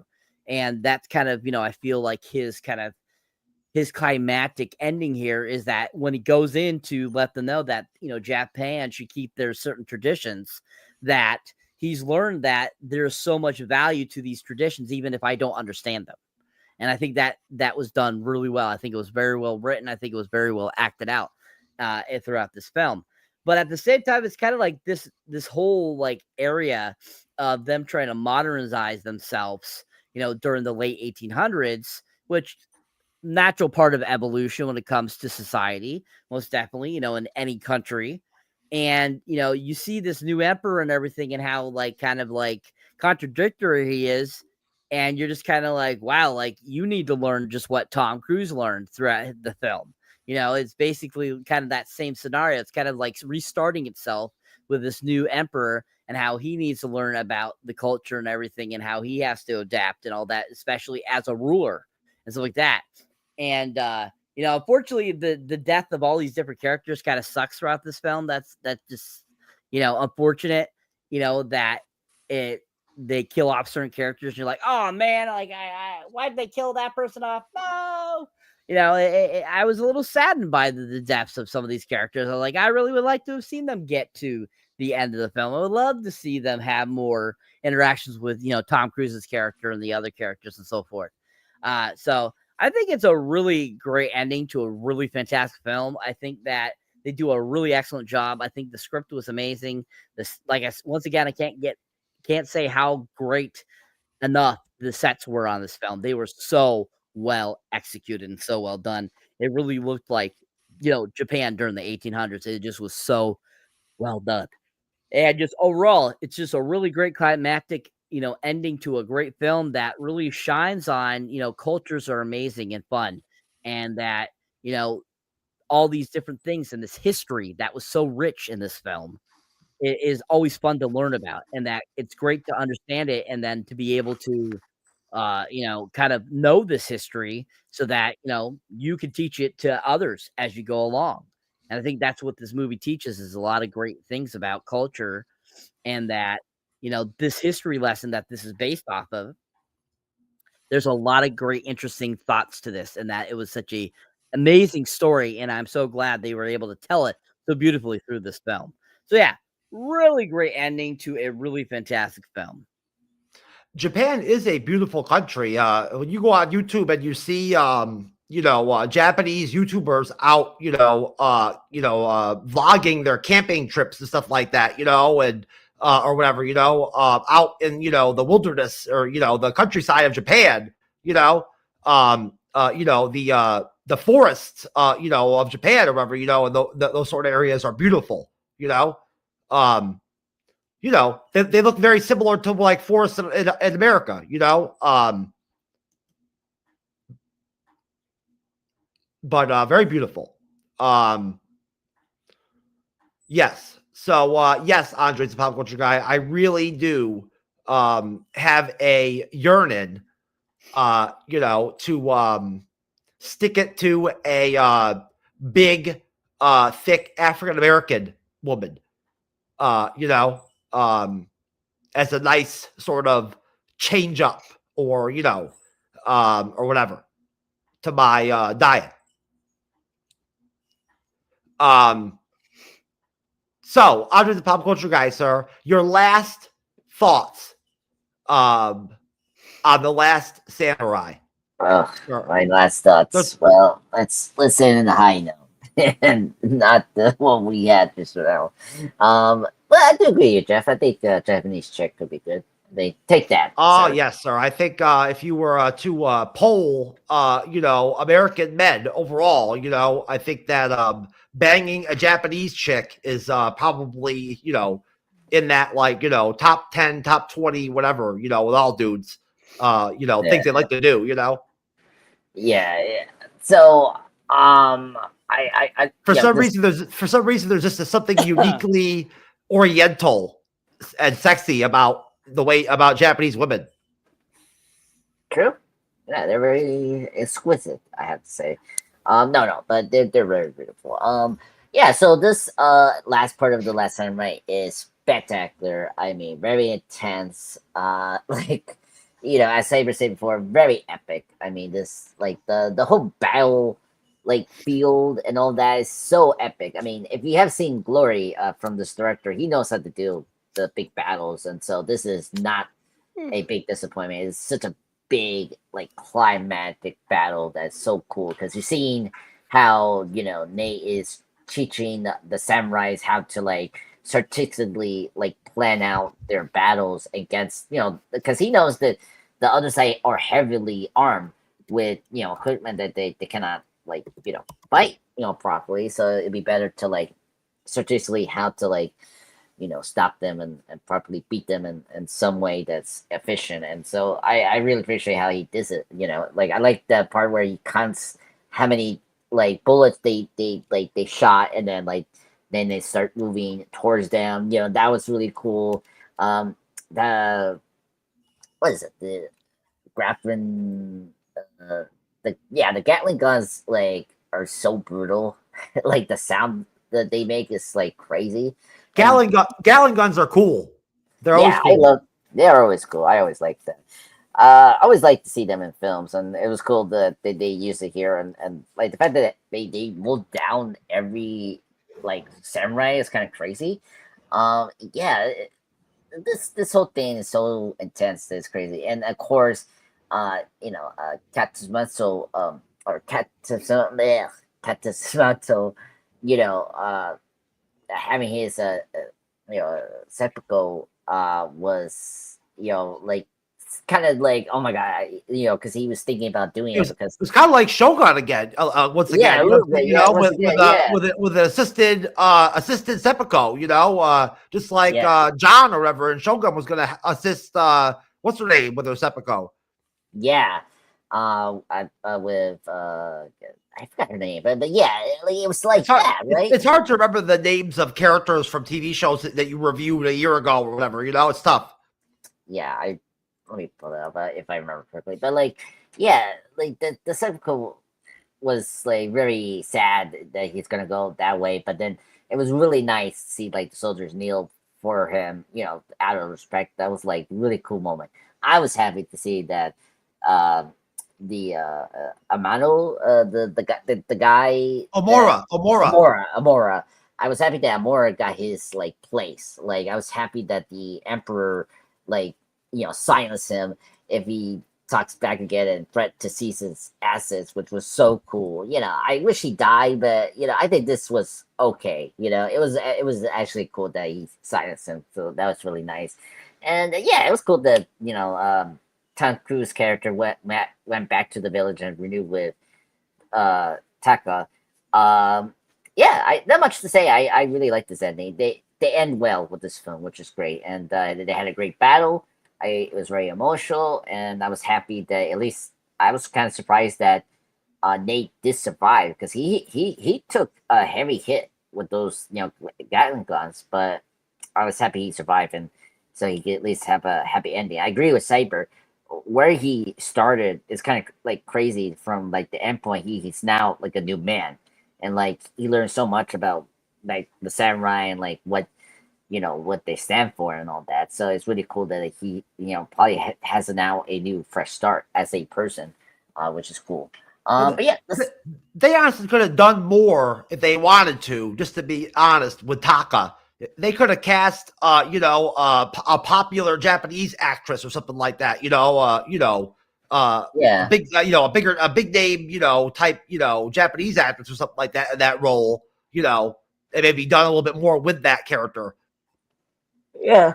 I was kind of, I was kind of surprised because, like, yeah, this is 2003. I'm surprised they didn't get any of the actress from either the Jet Li film Hero or like Crouching Tiger, Hidden Dragon, another great film. Like I was surprised they didn't get those actresses like Michelle Yeoh or the more well-known Japanese actress. But yeah, they could have done more with Taka, as you were saying for Jeff. We get the I get that they like each other, but they could have done more with that romance. I just wanted to point out one small weak link kind of type, thing or whatever, in the film. You know what I'm saying? Overall, I like the movie a lot. Yeah, no, I like the film. It's a minor thing, it's the weak point of the film, but it's not like a major thing. But yeah, that's my thoughts on the film. Really great ending. Yeah, overall, like Cyber said, the casting of this film is excellent, definitely, you know what I'm saying? That's just one little thing, I wanted to mention. The casting is great. Like a lot of Tom Cruise films, right? There's a great cast. I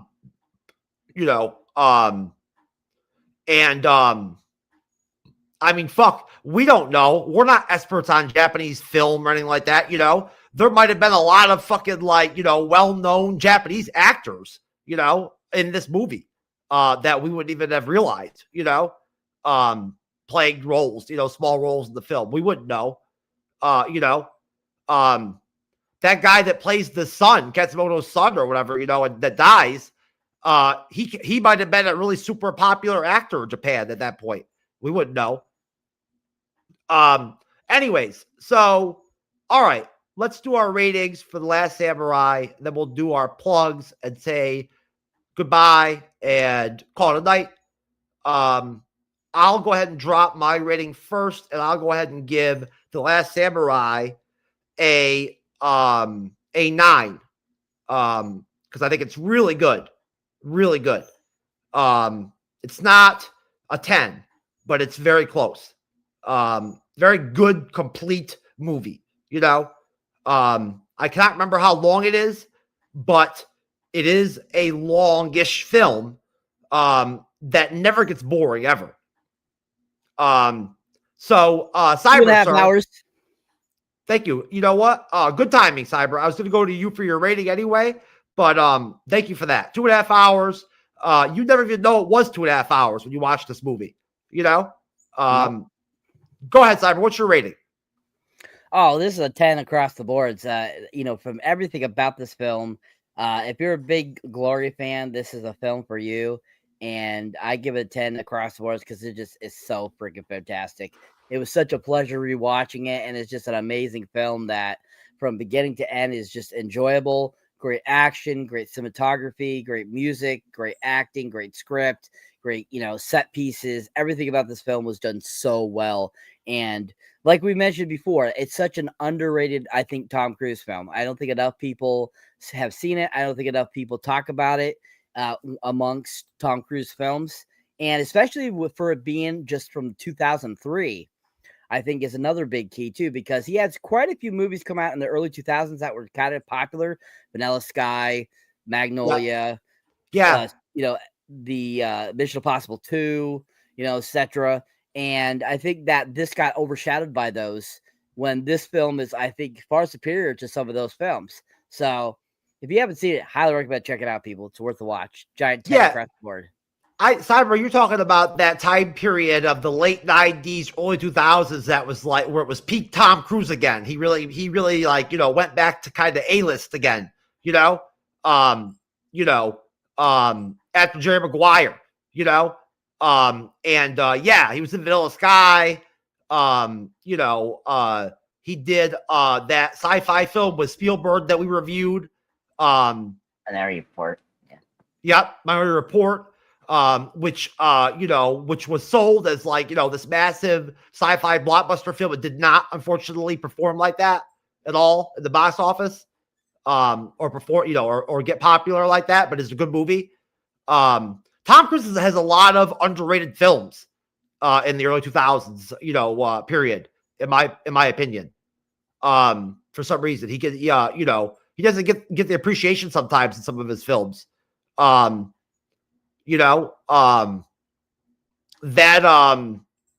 sci-fi film Oblivion he did with that hot actress, that hot German actress or whatever. Yeah, from Quantum Solace. Nicole or something. She's hot. That chick is hot. That's a good movie. It's a solid, sci-fi film that he was in. And of course the Live, Die, Repeat or whatever the fuck it's called. It was great. Edge of Tomorrow. Edge of Tomorrow was awesome. Great movie. The definition of underrated. Andres, give me your rating for The Last Samurai, sir. Sure. I'm going crazy here. I'm gonna give it 10.5 out of 10. That's right. I went that far, folks. Love this film. you cannot rate. You can't not rate above a 10 on a 1 through 10 rating. Whoa, wait. What did you say, Cyber? That was funny. What did you say? Kiss ass. Kiss ass. Oh, kiss ass, you sir. You know what? I'm gonna go farther than that. 12 out of 10. Anyway, no, 10 out of 10. I don't want to be getting pitchforked by these guys, but yeah, no. I love this film. I agree with everyone. This is such an underrated Tom Cruise film. I highly recommend everyone to watch this film. It's really great, epic, war movie. If you like that, like Glory and Spartacus or any like those like big, historic war epic films of the time. This is like one of them. And yeah, I mean, like you have to understand, Tom Cruise had great films during the mid 2000s. I mean, Minority Report, Collateral came like after this film. I get why people kind of forget about this film, and War of the Wars. I mean, War of the Wars is not a great film, but whatever. Jerry Maguire is a great film. Oh yeah, it is a great film. I mean, love that film, very iconic. So yeah, I highly recommend everyone to see this. This is a really great film. I love it. I was happy we reviewed this tonight. I can't remember what other films came out that year or what year Jerry Maguire even came out, but Tom Cruise easily could have been nominated for an Oscar for that 96. film.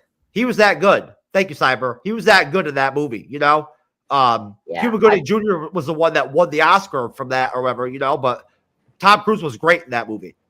Oh yeah, no, he was great. I don't think was he nominated for that? No, yeah, no, he was not. He was not nominated. Yeah, it's a shame because the next and last nomination he gets is from the movie Magnolia for supporting actor. But I don't remember totally correctly, but I don't think that Jerry Maguire was nominated very much for anything other than Cuba Gooding Jr. I don't think it was nominated a lot. Okay, I'm just looking at it now. It was considered a great film, but it didn't get heavily nominated with awards. Yeah, so they were nominated by 5. They had Best Picture. Cruise was nominated for Best Actor, but he was. Okay, I was wrong. Good, thank you, sir. He was nominated for Best Actor. Yeah, we all know that Cuban Jr. won for an actor. Other nomination was like film editing and script. So Last Samurai, great film. I'm so happy we reviewed this film. I was happy that was in the schedule because it's such an underrated film from Tom Cruise. Yeah, Renee Zellweger was great in that movie. In Jerry Maguire. Yep. Okay. One of the greatest breakout performances. All right, folks. That is it for The Last Samurai. We are before we get into plugs, we are shifting to Fallout Season 2 in December on Fridays. So our movie review schedule will be put on pause.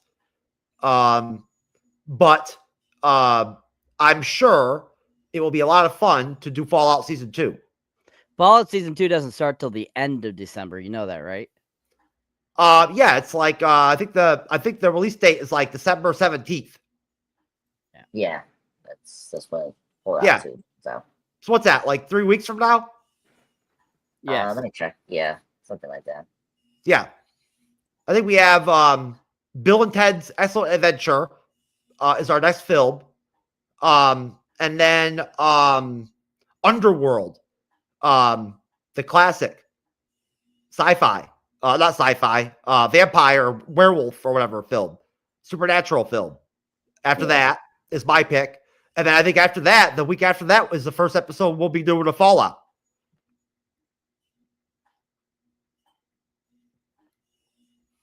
So there you go. What do you think, Cyber? Are you feeling positive about Fallout Season 2? They managed to come back and give us Season 2 pretty quickly after Season 1.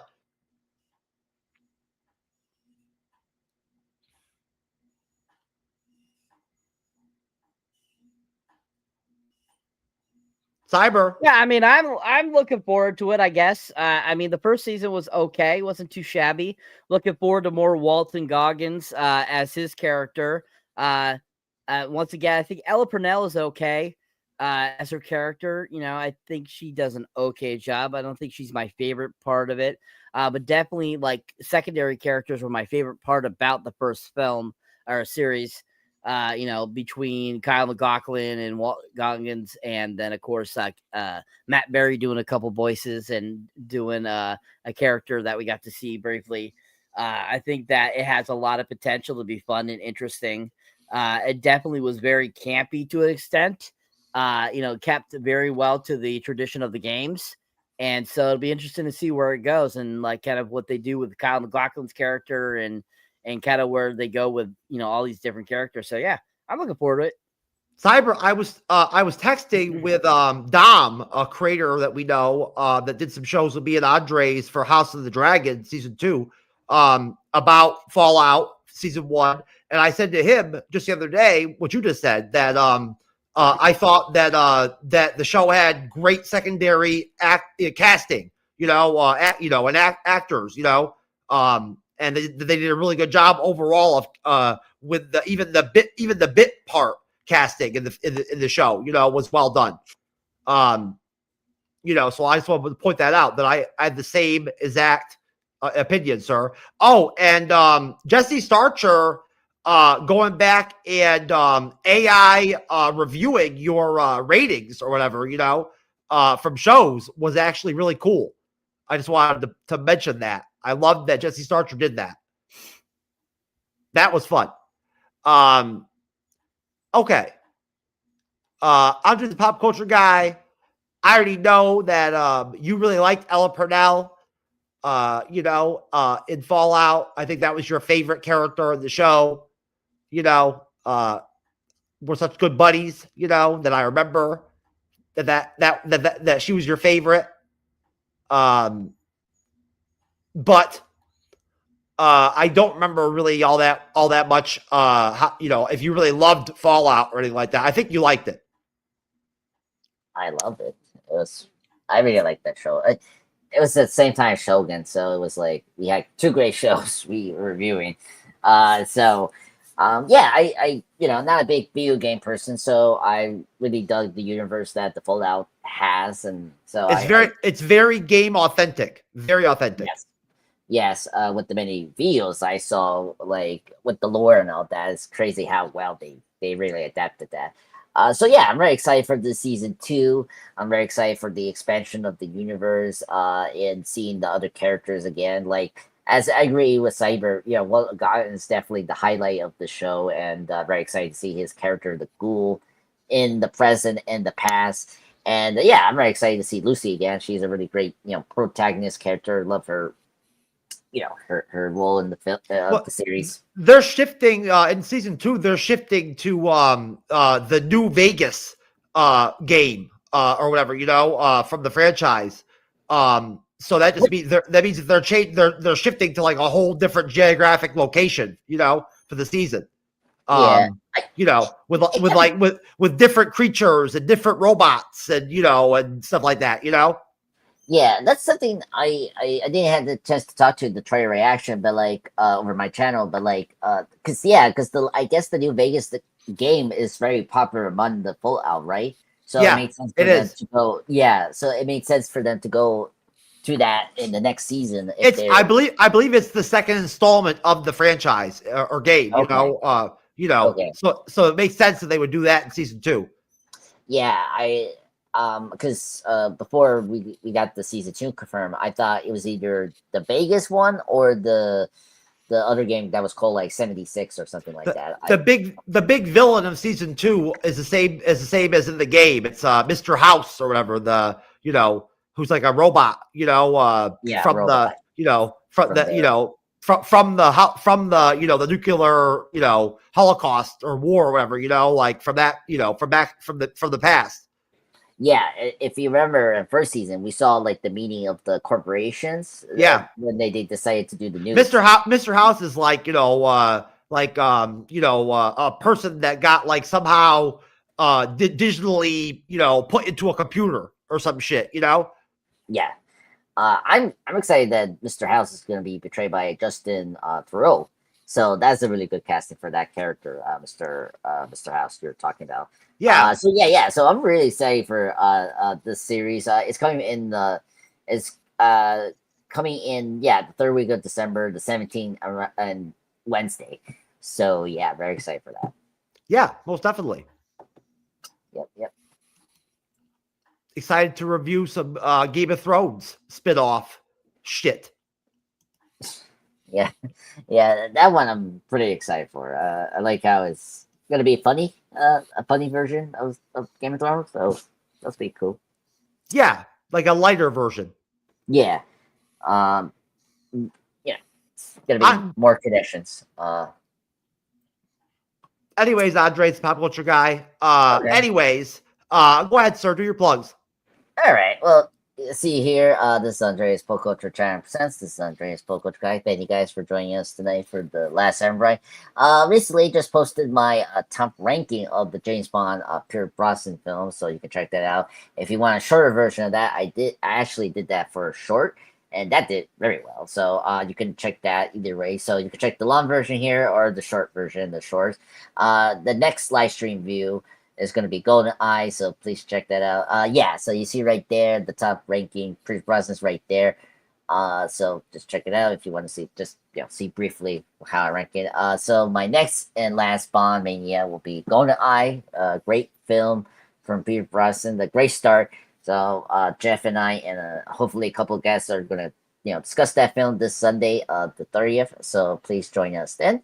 But yeah, just want to thank everyone for supporting me. This was a good month for me in terms of content. Please support me, Cyber, Jeff, to continue this content. It was a blast. So we can tune on our hard work producing content, especially Cyber. His what do you call this? AI thing is so funny. He needs to meet Angela Bassett, the Queen, and Madonna at some point in these videos. So please support that so we can get those in Cyber's channel. So that's all I have to say. Thank you, everyone. I don't think we're ever going to see a Black Panther 3 at this point. We'll see what happens. We'll see what happens, but at this point, I don't see it happening. Has to be after Secret Wars. That's all I have to say. It's not gonna. I don't think it'll happen. They're gonna reboot the whole MCU or whatever after that. All right. Speaking of Cyberneticshark and his AI content, Cyberneticshark, sir, please do your plugs. All right, folks. So if you enjoy me here on the panel, or if you enjoy me as a moderator on the MC Bleeding Edge, you can check out my solo content. You'll find me under Cyberneticshark. My homepage, of course, is YouTube, of course. And you can find me on other social media platforms, TikTok, Facebook, Instagram, Threads, Patreon, etc. And as you can see there, my most two recent videos are Tron Ares review and the Scream 7 trailer reaction. If you haven't checked either of those out, give them a whirl. Really fun stuff. And, of course, as everyone keeps mentioning, the AIs for my shorts. I've been doing a lot of Sora little videos for you guys. Most recently, I did one where I met Beethoven the music composer. So if you haven't seen that, if you want to check me out in the Civil War time with Jake Paul, check that one out too as well. And my most recent 2 mini reviews, of course, are the horror film Good Boys and Monster Summer. If you haven't seen either of those, give those a whirl. I'll be uploading more sources for you guys soon, more mini reviews, more actual reviews and trailer reactions. So keep your eyes out for that stuff. I've seen a few recent movies, so I'll be doing more reviews for you guys too as well. Should be getting to the movies here soon to watch some more stuff for you guys to review. So keep your eyes out. Thank you for supporting us. Thank you for supporting us here on the MC Bleeding Edge. Keep on supporting Mr. Andres, the pop culture guy, Time Lord, Time Cop, the great Toxic Avenger.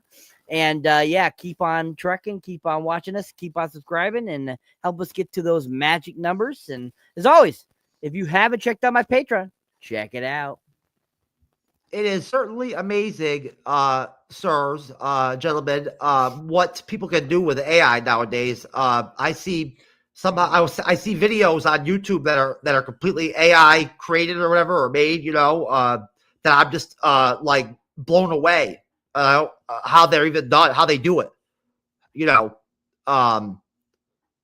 It's beyond my understanding. Technologically, how they are able to use AI and create these music videos where they've got the characters from Star Trek, as rednecks, fucking, drinking, getting drunk, and fucking, riding horses and shit and wearing cowboy hats and shit like that or whatever, like rapping or whatever, it's hilarious. Yeah. It's all AI made, Oh, dear. There's AI Batman videos where it's like Batman, no. It's Batman with this like Sasquatch guy. This guy in like a Sasquatch suit or whatever. And they go on these like B-rated adventures, like they're stupid as fuck. And it's like all AI generated. Yeah. I seen a couple of those Batman AIs. They're crazy. Those AIs. Yeah, it's like it's some guy as Batman, and then he's got like fucking Bigfoot, like a Sasquatch guy. They can talk. Have you seen that? Yeah, I see it. It's pretty funny. And they go on like stupid missions that make no sense. Oh god. I think a couple AIs in Instagram. It's funny when. Have you ever seen the ones where it's Batman and he's like explaining what his strategy would be or whatever if he fought like certain villains, from movies and stuff like that? Have you ever seen that? No, that is funny. I have. I've seen like Batman explain how he would fight Jason, like Freddy, Oh my god. Yep. They have those on YouTube. Oh, I need to check that. Oh, that's fine. That's Batman cool. Strategy videos. Okay. And it's like Batman telling you how he'd fight fucking, Freddy. There's even one with him, how he'd fight Chucky. Oh, that's cool. All right, folks. Anyways, we're out of here. MCU'S Bleeding Edge. Peace out. Have a wonderful evening and day, afternoon, whatever. And we'll see you again next time, this week.